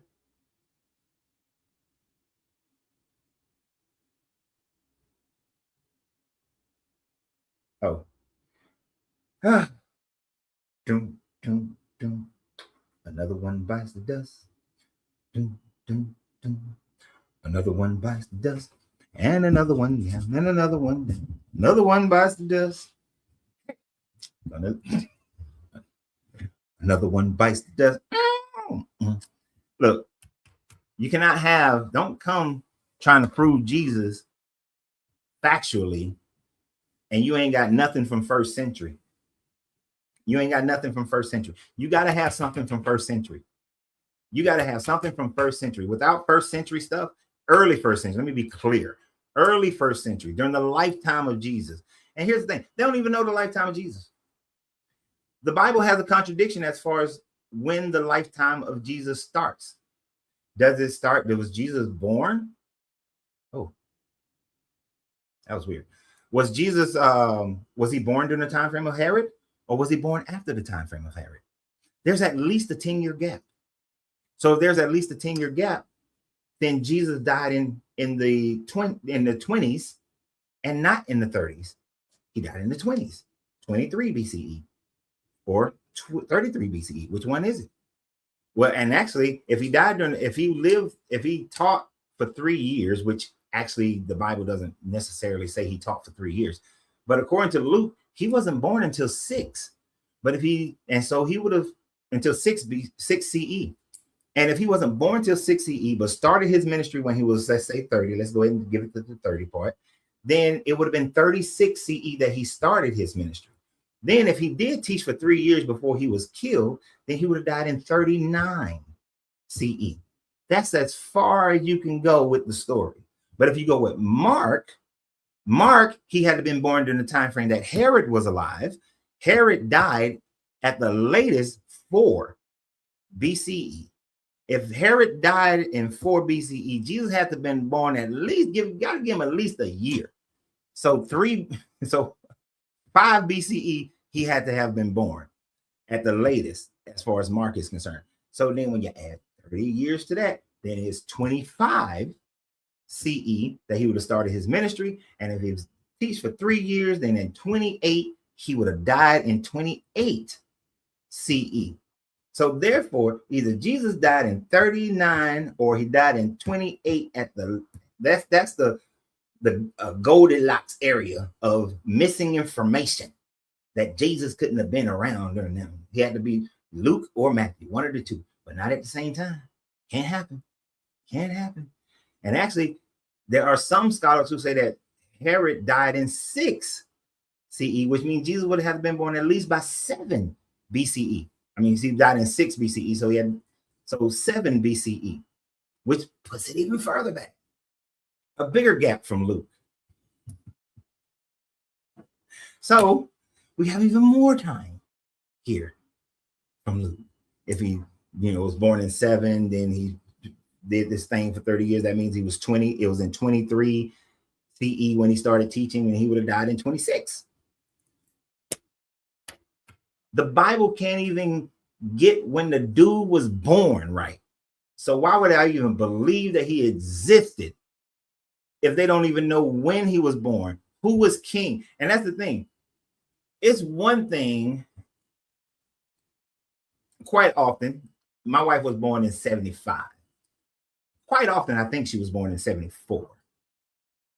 That's not a problem. That's no big deal. And if that's all it was, fine. But because they put major events on the birth, a census done by Quirinius in 6 CE, we know that is the time frame of the census for a fact. Or during the lifetime of Herod, we know when Herod lived. And then they put in other Archelaus was king. And so if Archelaus was king when Mary and Joseph and baby Jesus returned from Egypt, then it can't be, and he was already, they had been living in Egypt. Archelaus wasn't disposed of until around 5-6 CE. So they could not have come. So they would have had to come back in that time frame. Jesus already been living in Egypt for a while because Archelaus was still king. And that's why they went to Nazareth. But then that would disqualify the whole thing of Luke saying they were going back and forth to the temple for 12 years. If he was born during the time frame of Herod or Archelaus, if they was afraid of Archelaus. You see how it's all a jumbled up ball of mush that Christian, you ain't never heard a pastor going over a sermon and break down those 2 time frames. You ain't gonna hear it because they know that shit don't add up. Not at all, not even slightly. So it's filled with contradictory accounts. You can't even get his birth right. And if you can't get the birth right, then why would I even believe that you got the death right? Why would I believe you got the resurrection right? Hell, you look at the resurrection. Who showed up? Mary Magdalene is the only consistency in the showing up. That's it. Just Mary Magdalene. Then you don't even know where he went. Tell my people to go to Bethany. Tell my people to go to Galilee. Tell my people to stay here in Jerusalem. Where did he meet the people? Because different versions got different ways. Hell, Matthew said there was an earthquake. How the hell you miss an earthquake? How did Mark and Luke and John miss a damn earthquake when he died? And they missed, and Mark, Luke, and John missed the the zombies walking around. And you mean to tell me that Philo of Alexandria would not have written about zombies walking around Jerusalem? That Philo wouldn't have written about that? That Pilate wouldn't have written about that? That none of the people who was walking around at that time frame wouldn't have written about zombies walking around Jerusalem? That would have been all the news throughout the Roman Empire if there was zombies walking around. The whole Roman Empire been talking about. Remember that time? Remember that time? Y'all know what happened in Jerusalem? It was zombies. People would have been writing about that all throughout the Roman Empire. This is just a long ass game of telephone. And the fact that, Codex Sinaiticus, written 300 years later. 300 years later, you get and it's not written, it's compiled. Codex Sinaiticus is compiled and touched up and fixed up 300 years after all these events have happened, after the Romans have decided that we're going to take over this religion, then you get your Codex Sinaiticus. Let me make sure I'm saying that right about the Codex Sinaiticus. I know it's a 4th century creation. What's the actual year?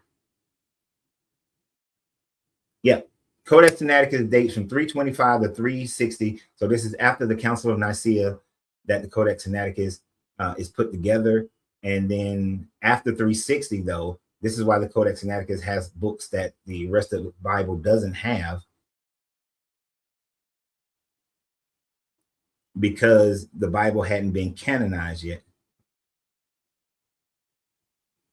Let me see. Let me make sure I'm right about that. Right, because it has the Epistle of Barnabas, it has the Shepherd of Hamas, is also part of the Codex Sinaiticus. So it got books that were not canonized. So the Codex Sinaiticus was put together before the canonization. I think the canonization of the Bible was around 369, somewhere around in there is when it was canonized. So, yeah. You want to quote the Codex Sinaiticus, and you got 2 books that are not accepted by other folk. Oop, I made a mistake. What did I do? How did I get this back over here? Damn it.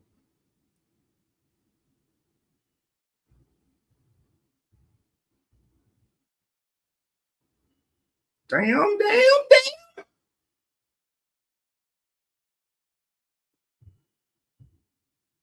Shit.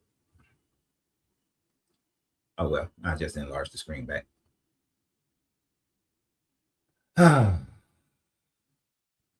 Yep. Then the Septuagint, Old Testament.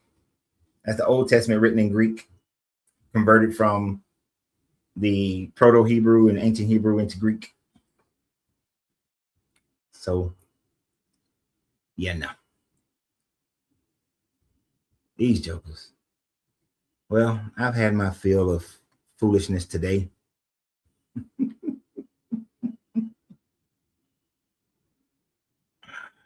Oh, this is like, remember you did the thing in school where you said like Sally sells seashells by the shore, and then by the time it goes around the class, it's a whole different statement that's going on. It ain't Sally sold seashells by the shore. Oh, he back. He must have dropped by accident. Let me let him come back. I was getting ready to close out, but I'm gonna let him come back.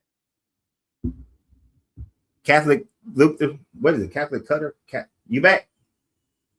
Yeah, I'm back. Right. So when I was being God, I heard you make some claims that there were major historians during the lifetime of Jesus. There was what? But they didn't write about him, right? You said there was people. Yeah. During the lifetime of. So let's see if you are really genuine about this. Those historians, do they write about just local preachers, or they wrote about emperors' war or political revolts? Say that one more time. Just give this instance. Give a sincere answer. Let's see if yours. Dude, don't question my sincerity. I'm struggling with your accent. Don't question. Look, listen, stop. Don't question my sincerity. When I asked you that, oh my dude, when I asked you to repeat something, it is not about questioning my sincerity. I'm not understanding you over your accent. You understand? So that's why I asked you to repeat that. Did they write about who? You say that these right? Did they write about who? So I'm sorry. All right. So I'll ask him, those historians then, did they write about local preachers, or they wrote about mostly about emperors, war, and then political revolts? Did they write anything about a local preacher anywhere? They wrote about anything that was major happening in the Mediterranean world, and especially, and the ones that I specifically look at are the ones who were writing about things happening in the Levant, in Judea. So was Jesus a preacher? A major report that was needed to be recorded because he was just a preacher there. Was this a major thing that they needed to be writing it down? Yes, someone who has a following of over 10,000 people, someone who at their death, there was an earthquake, according to Matthew, and according to Matthew, there were zombies walking around. That's major event type stuff. Yes. I said during his lifetime, right? You said his lifetime, not what happened before his death. So I'm asking, right? Yeah, I gave you an example of that. Was it a major thing, or was it just a local follower? Because John the Baptist also had a lot of followers. Someone who's walking around with over 10,000 followers at that, even in today's time frame, 10,000 followers is a lot. If you have a 10,000, we call those are mega churches, right? Well, in America, we call those mega churches. If someone's got 10,000 members, that's a mega church. They're written about. They're newsworthy. A person in their time frame when the population was even smaller, who has 10,000 followers and is walking around Judea, that would have been noteworthy, especially to Philo of Alexander, since he was a Hellenized Jew. He was focused on Judea. He also was a very important person within the Roman government in Alexandria, Egypt, which had the second largest Jewish community during the first century of Judea. I mean, during the first century in the Roman Empire. So to Philo of Alexander, a person of Jesus' caliber would have been noteworthy.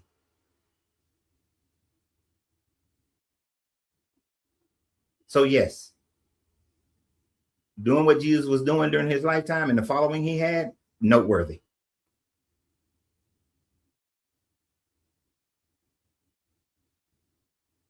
Still there? Hello?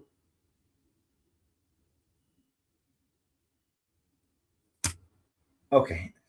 I'm going to say that his phone just kept disconnecting. I ain't going to say he ran.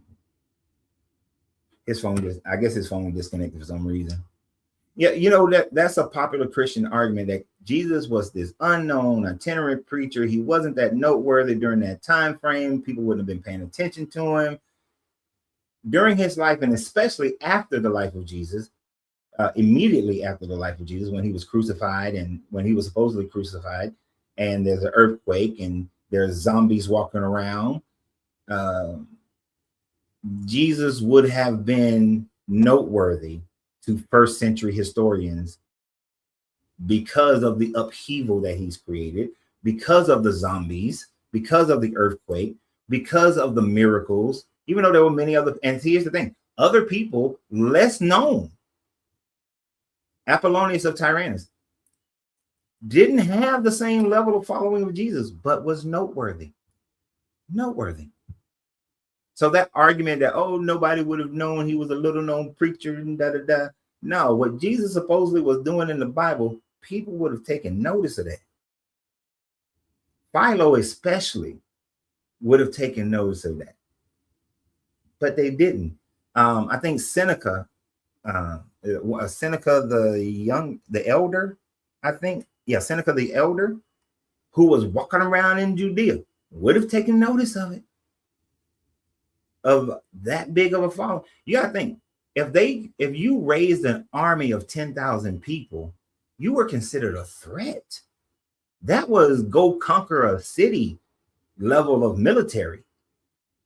If you raise if 10,000 people were following you around, hell, the Marine Corps is only 300,000 people. And when we go to war, we don't send 300,000 people. We might send 20, 30,000 people who are involved at most. And most of the time, we don't even send that many. It'd be like 3,000, 4,000.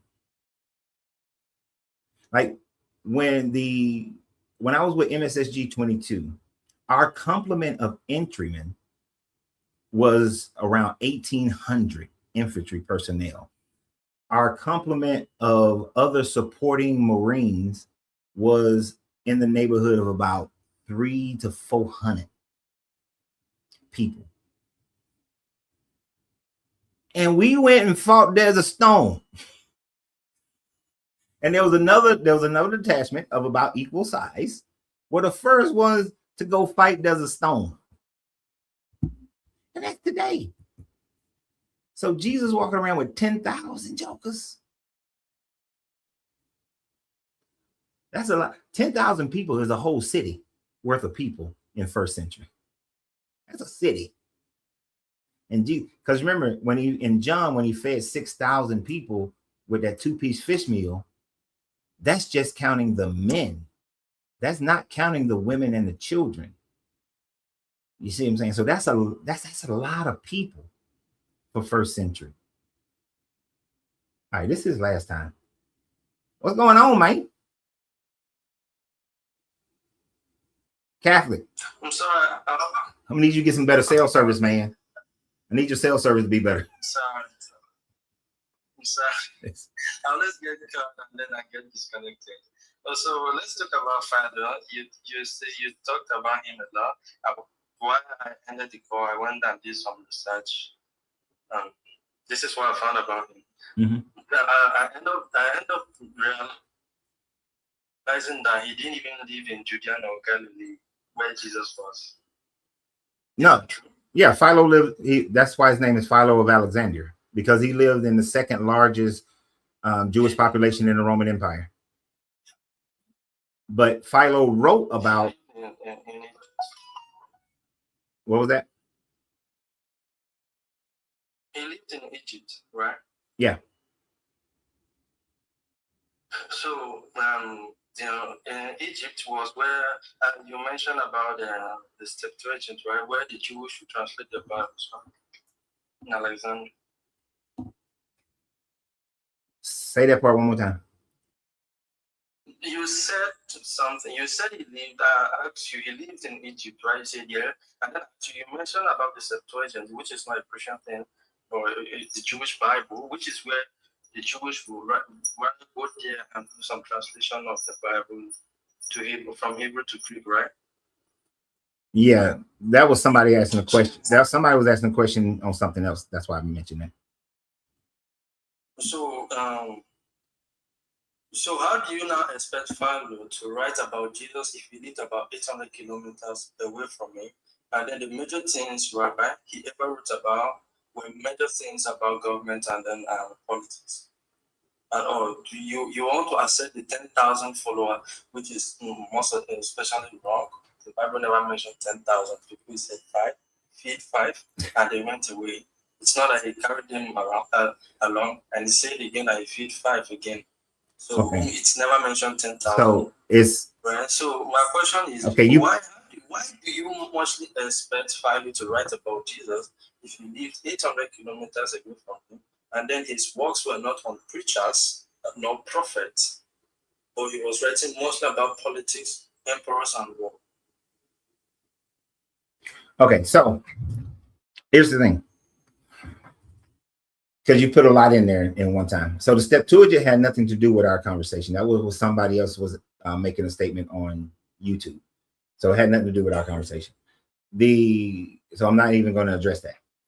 The fact that Philo lived in Alexandria has absolutely nothing to do with the fact that he was writing about the Jewish condition all throughout the Roman Empire. So he wasn't just writing about things that was happening in Alexandria.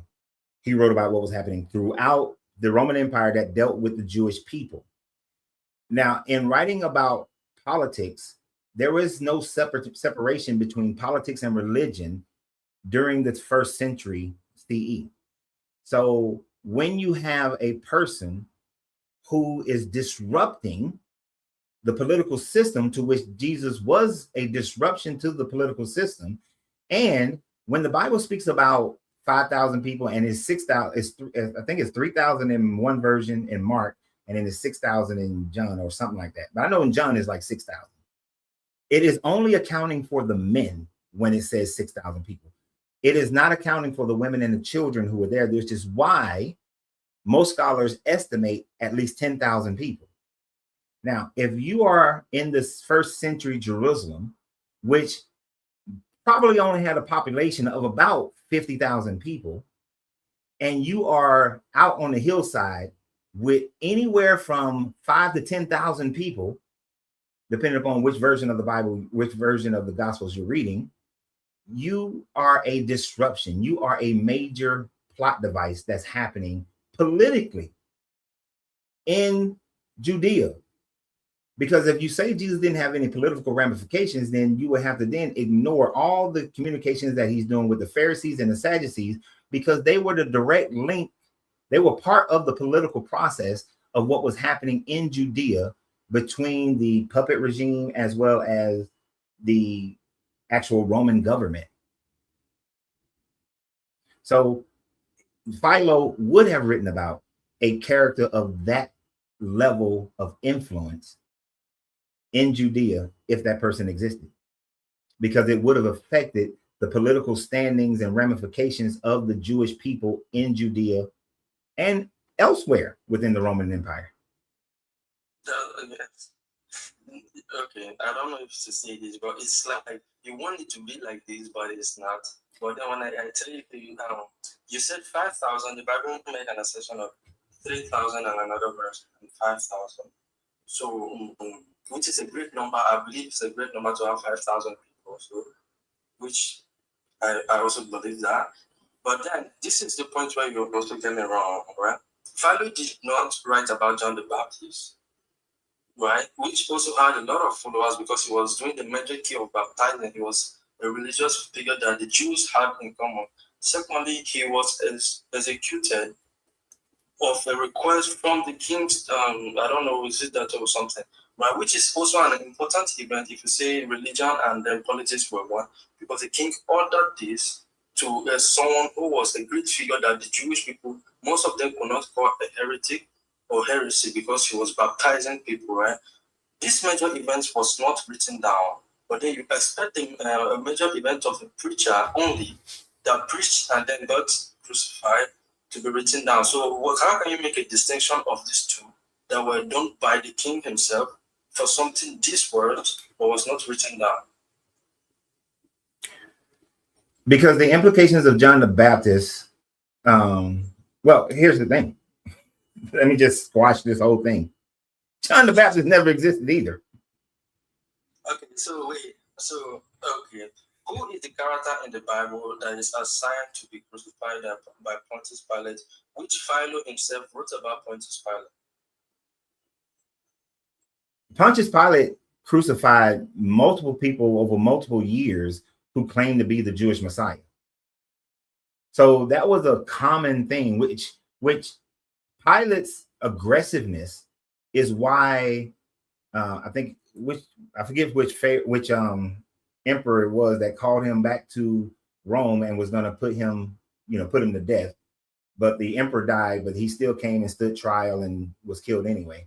But Pontius Pilate killed a lot of people, and he crucified a lot of people who were claiming to be the Messiah. So off the top of my head, I can't. Okay. But we can look. We can. No, it's okay. You can look at one.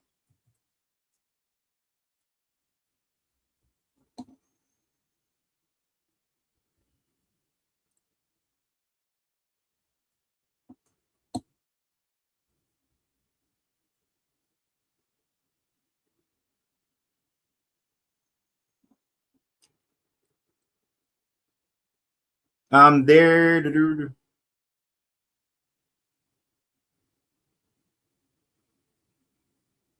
Actually, it doesn't name any persons, but just the let me finish. Let me finish.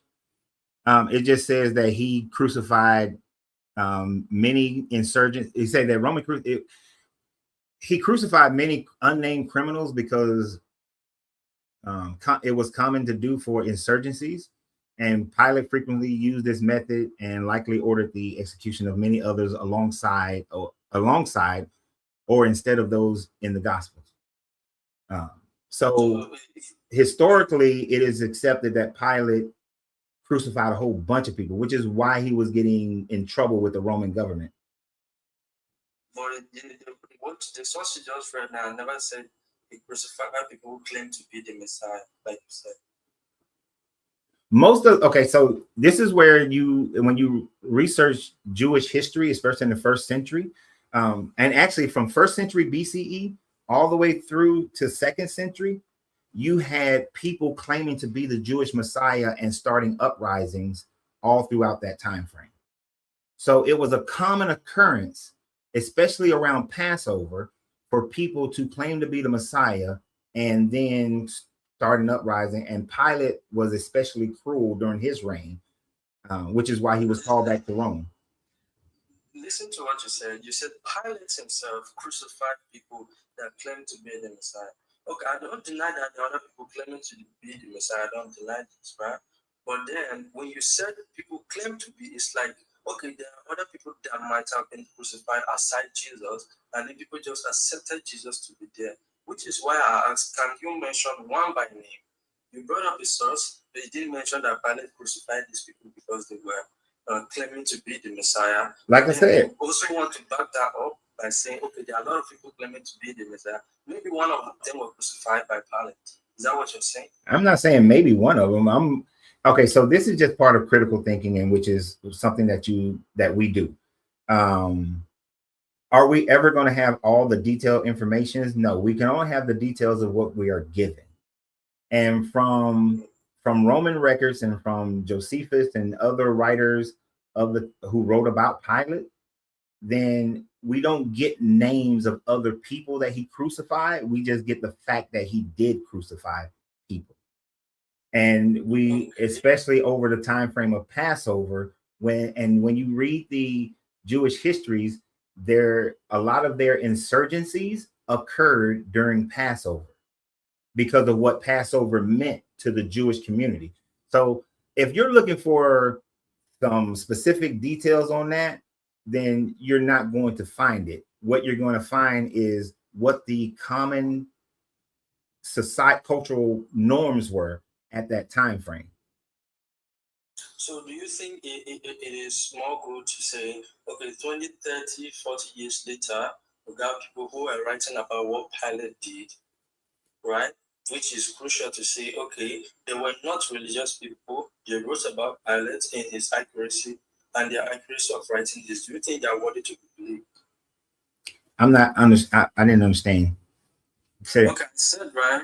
Do you think these people, other people who existed after the lifetime of Pilate, and maybe before or after or during, and then they wrote about things the Pilate did to people, right? And then in some of their writings, they write about a man who was claimed to be Jesus, who was crucified. Do you think those points, those historians or those people are worthy to be believed? If I understand you correctly, then I'm gonna say no, those people weren't worthy to believe, but people did believe it. Okay, so what you're saying is, can I finish? Can I finish? What we see common in human history is the fact that an event occurs, stories are told about events occur. Stories are told about the events, and out of these stories being told about the events, a pinpointed story is chosen. It becomes the primary story, and out of that one, a legend is then created, and that is not to be believed. I know you're in Nigeria, but let me give you an example of what I'm talking about. In American history books, what we learn is that when the British came to America, to attack America, right? We learned that Paul Revere was riding on his horse, screaming through the town, the British are coming, the British are coming, the British are coming. And he sounded the alarm. But the real history is that there were 3 riders, and none of them were riding through the town screaming, the British are coming. But 100 years later, a dude wrote a poem, and in his poem, he claimed that Paul Revere was the writer and that he was screaming, the British are coming. But it's not what actually happened. But that's what we learned in our history books, that is what happened. And he got a statue in Boston for that. But it's not real history. And there are many examples that I can pull out of my head right now of American histories that are based on multiple people, and the history is actually wrong, but we believe that that is the right history today. I like the example you just gave now. One thing about you is you always give an example, then you give another one from also a historical example that then conquers the other point you just brought up. Like you said, there are 3 writers that when their own writing came out, it was different, which means those 3 writers that were writing the same things have more credibility than the one that was saying and a man was riding on a horse, right? I'm not sure I understand what you mean by that. Okay, you said, right, at the first of what you were thought that the man was riding on a horse and was shouting, the British are coming or the Americans are coming, right? Mm-hmm. Yeah. So, but later on, you guys discovered that 3 people were writing, and all their writing did not talk about a man riding on a horse and screaming. Right. Nobody was riding on a horse screaming. As a matter of fact, halfway through Paul Revere's ride, he wasn't even on a horse. He was walking. Okay. So this is where you gave me a point. What you just proved to me now is right, because those 3 writers wrote something and they were 3 in number and they wrote the same thing. That means they had more credibility than the first one that you reviewed, which means they gave you enough evidence to believe that the first one was wrong. If I understand you correctly, and I put it in the context of what we're talking about, there were, if we got this story about Jesus, this is the one that people have taken to believe. But the real history is more than likely, because of what we do know about Pilate and what we do know about the Romans and the Jewish population, is that there were many people who were claiming to be the Messiah, and Pilate killed some of them. He then was called and he was charged with it and put to death for it, and other crimes. But because there were multiple people who were claiming to be the Messiah, none of them are actually the story of Jesus, but then a story of Jesus is created. And this is why, and this is one of the many reasons I don't accept the credibility of the story of Jesus, because it's coming from multiple, it's probably coming from multiple people who claiming to be the Messiah, because that was a common thing from 1st century BCE all the way through 2nd century CE. The story of what you want it to be, because multiple sources claim to that the one you're going in and out. True person that was wait, stop. Stop. You went in and out. You went in and out. So start over. Now your mic. Listen to what you said. You said there were multiple people, right, claiming to be the Messiah. That means the idea of the Messiah was already established and was known, maybe by a person who already did it. That means there was at least a single person that was the Messiah. Is that true? No, it's not at all. Yes, I mean let me rephrase. Let me rephrase. Part of what you said is true. The other part is not. Yes, even before Jesus was born, according to the narrative, people were already claiming to be the Jewish Messiah. Actually, we can go all the way back to the Maccabees under the Greek Empire, that people were claiming to be the Messiah. And people had continuously been claiming to be the Jewish Messiah for hundreds of years. But that doesn't mean that any of them was actually the Messiah. But a Jesus narrative was created. Okay, you always say it was created, which I find it funny because there are writings about Paul also. But let's go with this. You say people claiming to be the Messiah, but you forgot something. To be the Messiah, You're muffled. To fulfill the prophecies of the Messiah. So those people claiming to be the Messiah, how do you know that? And what prophecies did they fulfill? Jesus didn't. Jesus didn't fulfill any prophecies. And I can go fill them. I filled a prophecy. Did you know that? I filled a prophecy of the Bible. What prophecy did you do? I rode into Jerusalem on a donkey. Jesus already did that. But I did it too. Yeah, it's not a miracle. It's not a kind of spiritual miracle. There are many people that rode on donkeys. A prophecy. First of all, Jesus didn't fulfill any prophecies, right? Did Jesus ever sit on the throne of Israel, and his descendants continuously sit on the throne? You say any, not people from you say any at all. Jesus didn't. He didn't fulfill none of them. You're muffled. You're muffled, by the way. You're muffled. You're muffled.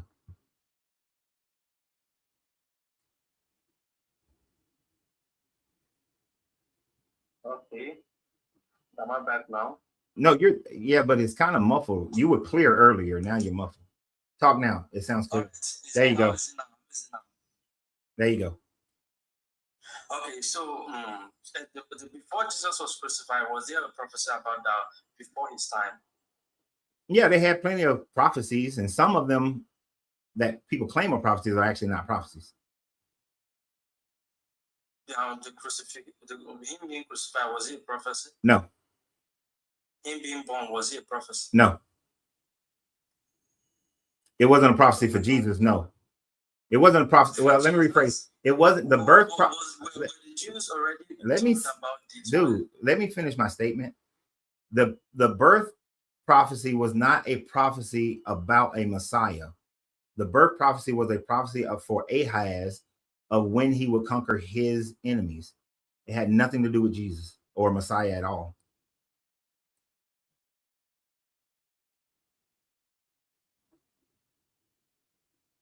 Okay. Listen, okay, can you show me anywhere that Ahaz was born? In Isaiah 45, the prophecy in Isaiah 45, in Zechariah 2:12, and in Wisdom 2. Show me anywhere that prophecy does not match the New Testament fulfillment of Jesus. Okay, give me the first one again. Isaiah what? Isaiah 45? 45. Yeah. Because I don't recall things I don't memorize this stuff, but I just know where to go find. A lot of prophecy, but you can read Isaiah 7 verse 14 also. Isaiah 45. What is this prophecy about? What part are you talking about? Because this is a long writing. I meant to say Isaiah 53, sorry about that, but I think Isaiah 45. Okay, I've already went over Isaiah 53 earlier in the show, and all I'm gonna say about that one again is that when you read Isaiah 44, Isaiah 41, Isaiah 49, it clearly states that the servant is Israel. The servant is not Jesus, it's Israel. Can you read Isaiah 45, please? Let's just not stop there. Open it up. Because if you read to the next verse, it actually says another thing. What part of Isaiah 45? You just open Isaiah 45, start from verse 5 to 7. Okay. 5 says, I am the Lord, there is no other besides me, for there is no God. I arm you through you do not know me, so that you may know me from the rising of the sun from the west, that there is no one besides me. I am the Lord, and there is no other. I form the light, and I create the darkness. I make wean and create woes. I, the Lord, do all these things. That has nothing to do with a prophecy at all. That's not a prophecy. That's the God of the Bible stating who he is and how he creates evil and good. Okay. You say that's not okay. This is about their God. This is not Isaiah 53 is about Israel as the suffering servant. 5 and 7. Let's read it as you read this one. Let's know if it's about Israel. Dude, I just read 5 through 7, and 5 through 7 and 45 is about Yahweh. Isaiah 53, 5 to 7.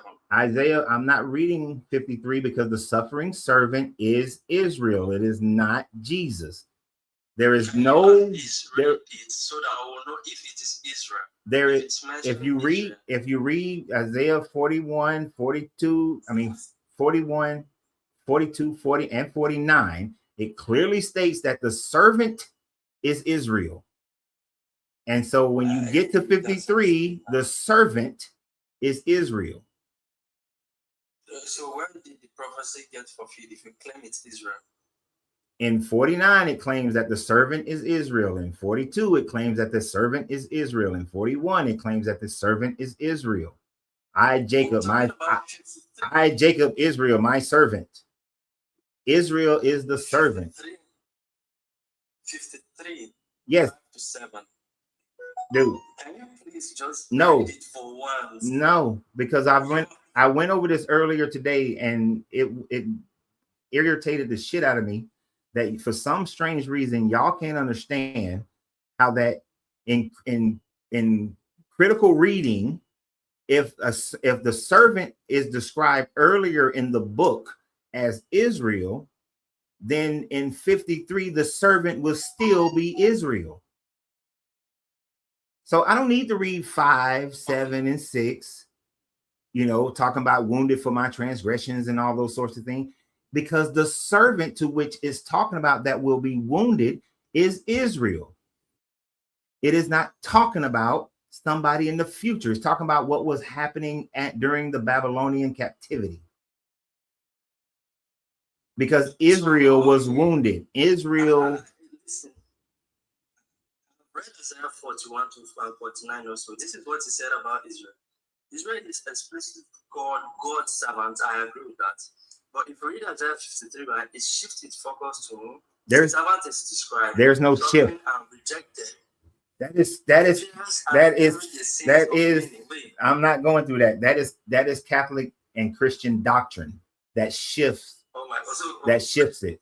That's doctrine. That's not what the book says. That's not what the people who was reading. That's not what the Jewish people who was reading it at the time frame that it was written would have. That is not what they meant.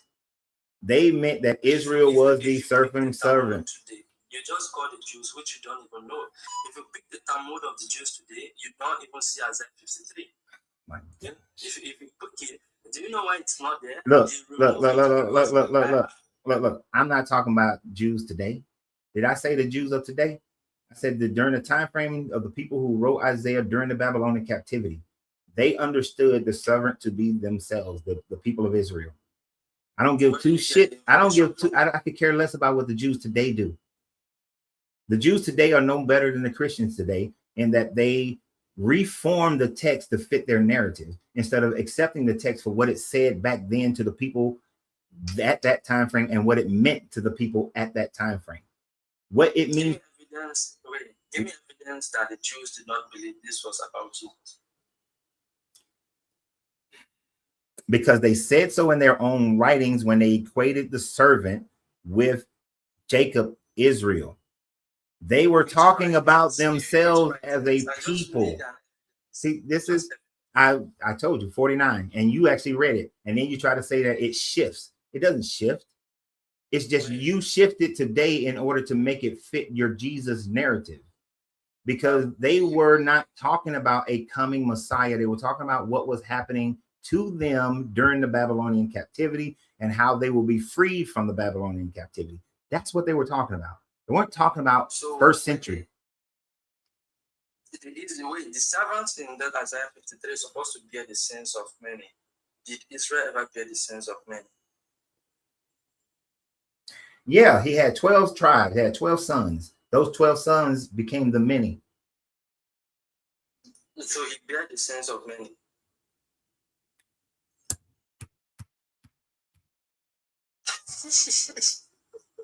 Oh, my silence is not because you got me. My silence is because you're you are indoctrinated. No, You because don't cut me, dude. Don't cut me off. Hey. Don't cut me off. My silence is because you are indoctrinated into a belief, a doctrine. And I don't argue belief. All right. We went over this. I beat this damn horse earlier in the show. I'm beating this horse again right now. If you cannot accept that Isaiah, which isn't broken up into chapters, when you actually read the scroll, is not broken up into chapters. So when you're reading a book and it describes a certain person as the servant, and as you continue to read that book and it starts talking about the servant, that it described who is the servant earlier, then the servant is still the person that it described earlier. You want to make a transition for your beliefs to work for you? Fine. I don't care at this point, because it's beating the fuck out of a dead horse because it's arguing belief, and I don't argue belief. Critical reading is something that religious people don't do, and you're not doing it. Okay, I'm sorry if I reason like that. Maybe I'm forcing my belief into it, but I don't think it's only Isaiah. Do you understand about anything about wisdom too? The wisdom of Solomon. The wisdom of who? Solomon. What? The wisdom of Solomon? Yeah, Wisdom chapter 2, verse 12 to 20. Have you ever read anything about it? The wisdom of Solomon. That's not in your Bible, is it? Oh my God. I mean, I have read the wisdom of Solomon a long time ago. So it's familiar, but very unfamiliar to me, because it's not something that I focus on. So you read from verse 12 to 20, and then you read Zechariah 2:12, and then you tell me who is this prophecy about? The wisdom of Solomon, what chapter? Is it just one chapter? 2. Wisdom 2, verse 12 to 20.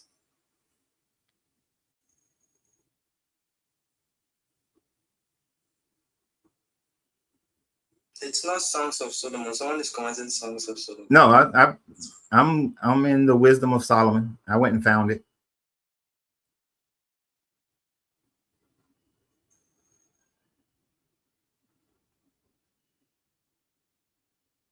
But I would have to, okay, so to be fair, I would have to read this whole thing and then have to look into breaking it down, because just reading one verse is not going to tell me much unless I'm trying to prove a narrative, Yeah, which is not something that I do. I read like the whole thing about it, and then I would go and look up some PhD papers about it. And I would actually go look at, since it was this written in Hebrew.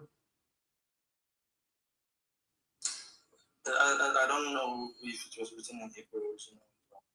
Because I would then look at some of the Hebrew words to make sure that they were interpreted correctly based on Hebrew and all the compounding words around it, to be able to make sure I understand exactly what it's talking about. But so what about Zechariah 2:12?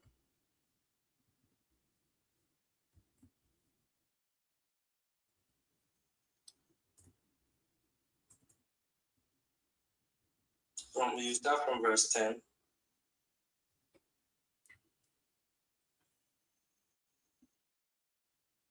Zechariah 2.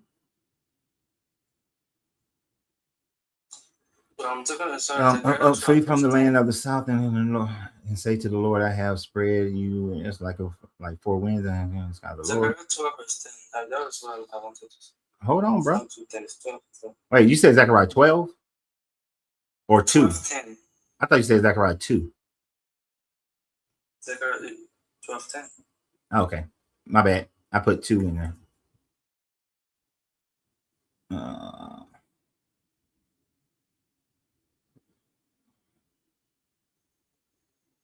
Stretch out the heavens and forth and found the when I see A couple willing around some people who will be against Judah. Oh, no, don't do that. Against Judah and singing on the day that I will make Jerusalem a heavy stone for all the people and they lift up their agendas and hurt themselves, and the nations of the earth shall come together. On that day he shall make the Lord now his name, make every horse in the hand. Stop doing this.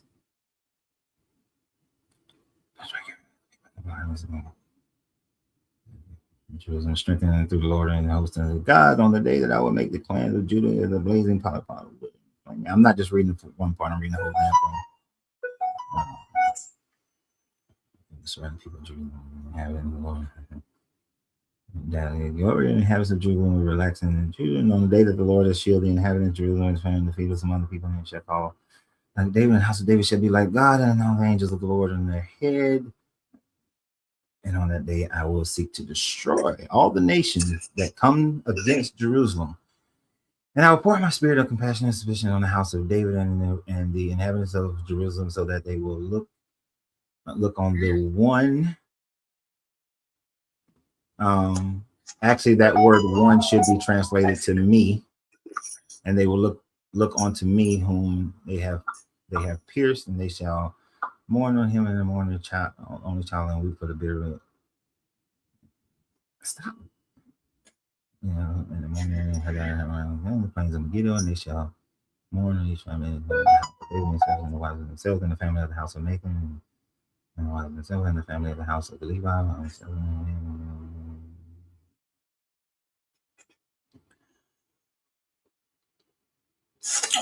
Okay, so I read this, and I can see how you can spin this into a Jesus narrative, but I still have a few.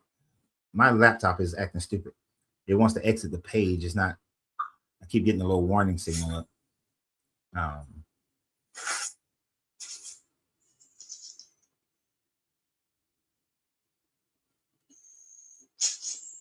But in this, when I read the whole chapter,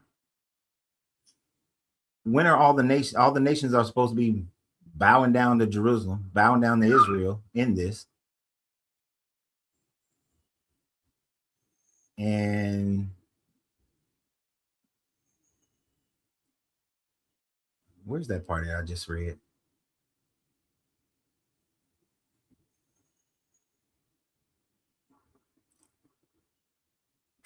Okay, hold on. This is getting on my nerves. My laptop is acting stupid.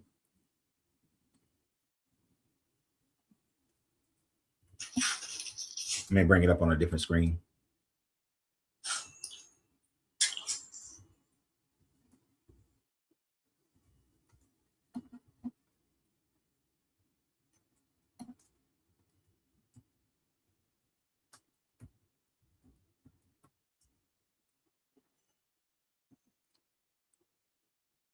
Let's see.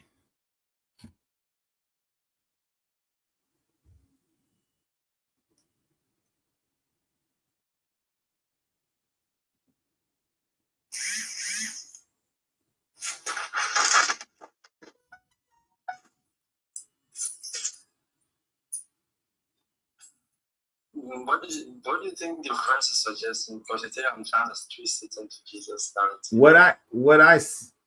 What I see Zechariah 12 is talking about is kind of like it is the post Babylonian captivity. Is giving it's shifting from. It's because it's talking about restoration of the temple. It's bringing back a restoration of the temple and the restoration of the Israelite people as pretty much a world power, and that following this time frame, that God will intervene and become the leader of and rule over Israel.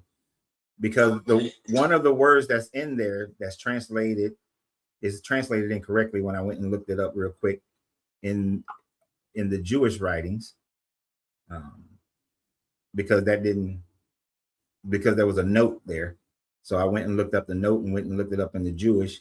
When it talked about where it says that when they look up and they see the one in verse 10, that the one should be translated as they will look up on me, whom they have pierced, and they shall mourn. But the me is God himself. And but this, so you would then have to be able to prove that Jesus is God. And and I disagree with the proof that Jesus is God. Jesus does, but it's very simple to prove. If someone was crucified and God said, "You look up to me," and if Jesus was the one crucified, then Jesus is the God they were looking up to. But yet we go back to the fact that other people were also crucified who were insurrectionists. I mean, Roman history does show that Roman and Jewish history show that people were crucified under the Roman government.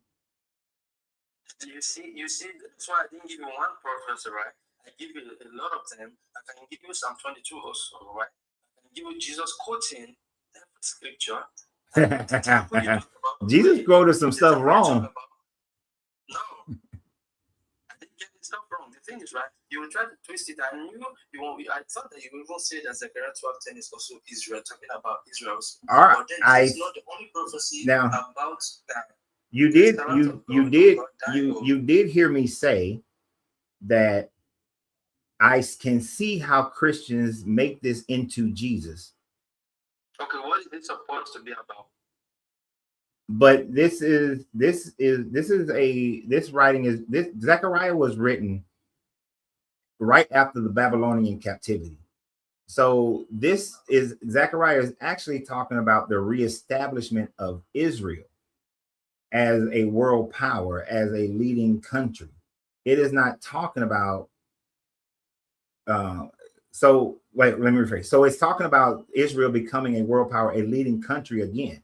So Jesus never fulfilled Israel becoming a world power, because this was during the rebuilding of the temple after Darius the Persian allowed for them to go back to Jerusalem and to rebuild their temple, right? So this is reestablishing the Jewish culture again as a world power, as a country. This is not so much about, and if the Messiah is supposed to do that, Jesus never fulfilled making them back into a world power. Did you just say in this century, in 2026, that Israel is not a world power? No, they're not. No. Hold on, buddy. The Messiah would have had to have made it a world power then. You can't wait. 2,000 years later, in 1947, Israel was reestablished. But was Israel reestablished under Christianity, under Jesus? This is okay. Was it reestablished under Jesus? But then listen to this. I agree with your point, but can you also agree with my point also? That it says someone is going to be pierced on the cross, and then they will look up to the person like God. If you look at the verses of Jesus, it didn't say that he'd be on a cross. Now, hold on. It didn't say nothing about him being on a cross. It just said he'd be pierced.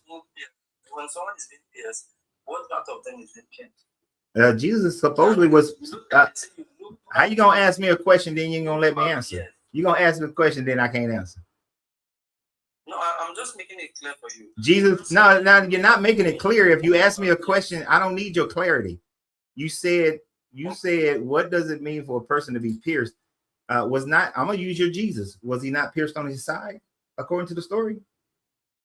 He was. Okay, so you don't have to be pierced in your hands. Matter of fact, I fulfilled that one because I was pierced in my side during Desert Storm. So I was pierced. Okay, it is based on that also fulfilled that when I was doing black magic, I was pierced. So I can tell. I didn't understand what you said. I said you were talking about being pierced, so that means you fulfilled the prophecy. I'm just telling you that I also fulfilled mine when I was doing my own black magic. All right. Pierced. So, well, that was long ago. So, and the verse I bring about a crucifixion or someone being pierced, you say that is not Jesus because it says another thing, right? So if I bring up, this is how if I continuously bring up numerous verses, you keep shifting it. Like the prophecy in Isaiah 7, you shift it. The prophecy about Micah 5:2, you shift it. The prophecy about did we even talk about Isaiah 7? The prophecy about Isaiah 3. We didn't even talk about Isaiah 7. So how are you going to talk? Did we talk about Isaiah 7? I'm just saying because I've already brought two prophecies. You said no, this can't be Jesus because it has another thing. So I'm saying. Oh yeah, 7 is about Ahaz. Have you read 7? No, we didn't read 7. I'm just saying. What if I keep bringing and just keep rejecting them? You can read Isaiah 7 also. Because they're not prophecies about Jesus and Jesus didn't fulfill them. That's why. And if you're gonna make these claims, then I can say that the Maccabees, so after the Zechariah could have been talking about the Maccabees, because was not one of the Maccabees, was he not pierced? You said you could listen. You always make a section, right, with no proof, and then you want to sir. If I've been talking about the Maccabees or something, right? I give you this, and then I give you from the New Testament where someone did it, right? Then you just tell me, okay, how you feel the verse is supposed to be. All I'm doing is showing you. All I'm doing is showing you how you're. All I'm doing is showing you how Jesus never fulfilled any of these prophecies, and some of them, and they are misinterpreted. Some of them misinterpreted, and they are not prophecies at all. Isaiah 7 talks about a baby shall be born. A young woman is pregnant, and before that baby can choose right or wrong, Ahaz would have defeated his enemies. That has nothing to do with the birth of Jesus. That's talking about the birth of a child at that time frame, right? And so, and then when you talk about, and then Zechariah, and when you talk about Zechariah 12, and since Zechariah 12 was written at the end of the Babylonian captivity, this is before the Maccabees. Eleazar, one of the Maccabeans, Eleazar, he was pierced by an elephant. So he was pierced. You know, that's what I'm saying by that. But the example that I'm making by that is that you can turn almost anything into fitting into your prophecies. And that is the doctrinal indoctrination that most Christians have, is that they will take something from the Old Testament and turn it into a prophecy about Jesus, which if I'm writing, matter of fact, if I'm writing after the fact, I can turn any damn thing into a prophecy, just like they do with Nostradamus. And then hold on. Let's get to the Isaiah 7, right? Let's get to Isaiah 7. Okay. And he says, no, you got to start before that. Again, the Lord spoke to Ahaz, saying, as a sign of the Lord your God, let it be deep as Sheol and high as the heavens. But Ahaz said, I will not ask, I will not put the Lord to the test. Then Isaiah said, hear, O house of David, is it too little for you to say, too little for you to weary mortals, that you weary my God also? Therefore, the Lord himself will give you a sign. Look, the young woman is with child and shall bear a son, and shall name him Emmanuel. He shall eat curds and honey by the time he knows how to refuse evil and choose good. For before the child knows how to refuse evil and choose good, the land before whom those two kings you are in dread will be deserted. This is the prophecy for Ahaz, that he will defeat his enemies before this child is old enough to choose good and refuse evil. It ain't got nothing to do with Jesus. Oh my God. What is the meaning of Emmanuel? That has absolutely nothing to do with it. What is the meaning of Emmanuel? What does that have to do with, by the time the child chooses good and refuses evil, you will have defeated your enemies? The name Emmanuel has nothing to do with what the prophecy is about. The meaning of Emmanuel, right? It means God is with us. But again, if again, what does that have to do with the fact that this is about a prophecy of when Ahaz will defeat his enemy? It specifically says before the child can choose good, before the child knows how to refuse evil and choose good, you will have defeated the two kings that you are in dread of, and they will be deserted. That ain't got nothing to do with Jesus. What does that have to do with Jesus? It has a lot of things to do with Jesus, because when the prophecy was fulfilled, right? The woman that bore the child was a virgin. No. The woman was not a virgin. The word that was used there was Bethula. The Hebrew word is Bethula. Bethula means young woman. If they wanted it to mean a virgin, then they would have used the word Alma. Alma means virgin in the Hebrew. It's all right. I gotta go too. It's all right. Okay. Thank you. Man, they be trying to make Isaiah 7 fit. Isaiah 7 just simply does not fit. It simply never fits. They always want Isaiah 7 to fit. Why would they give us a mind to close it and close it? Exactly. It is straight up talking about a young woman who is already with child. A young woman and not a virgin. But anyway, I am way over time, way over time. It is almost 4 hours, I appreciate everybody for being on the show. I appreciate everybody for being here. It makes for good conversation most of the time. It bewilders my mind how if you're reading a story and it describes who the servant is, how they still think the servant in 53 and how somehow have shifted, forcing their doctrine to fit the narrative. And I wish we could have got into how Jesus supposedly is quoting Psalms, but he quotes it incorrectly. And it ain't really Jesus, the writer, which just demonstrates the writer of the New Testament spoke Koine Greek, didn't really understand the Jewish culture or speak the Aramaic as well, or the ancient Hebrew as well, and just misquoted it, didn't finish it off. Jesus never sat on the throne. His descendants didn't sit on the throne. And it says that he has to rule sitting on the throne of David, never sat on the throne of David. And that the Levitical priesthood will be reinstated and have offerings in perpetuity. And they didn't. The temple was destroyed in 70. So no Levitical priesthood is in perpetuity sacrificing animals. So he never fulfilled that. Jesus didn't fulfill shit. Not one thing. And here's one thing that never seems to come to their mind. If I'm writing a story today, can I not write that this person did those things that they are supposed to do?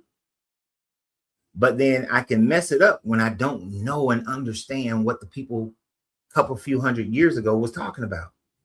And that's what the writers of the Bible demonstrate. They didn't understand. These Hellenistic Jews who wrote it, or these Romans who wrote it, did not understand the Jewish culture, the Jewish narrative in the Old Testament. And that's why they made mistakes. That's why these people are claiming Isaiah 7. Isaiah 7 has nothing to do with the virgin birth or virgin birth by Jesus at all. It's because they were reading it in the Greek, and the Greek says virgin, but the Hebrew says Bethula, which means young woman. If the Hebrew wanted it to be virgin, they would have said Alma, not Bethula. And they just can't allow themselves to recognize that and accept that, because it throws their whole bullshit off. And that's why I don't argue faith. That's why I once the conversation is really just demonstrating you're just going by faith and you're not using critical thinking and construct and critical reading, I can't talk to you no more. I can't talk to you no more. But it was good. It was good. I had fun. That's why it's damn near 4 hours into this thing on live. It's 3:31 in my time. And yeah. And my wife told me about an hour ago that it was lunchtime, and I did not obey my wife. And now when she's home and she's ready to eat, I won't be. So hey, y'all have a great day. And always remember, you have to free yourself to be yourself because your greatness is non-negotiable. Good journey, good vibrations, and I will see y'all next time. And my computer was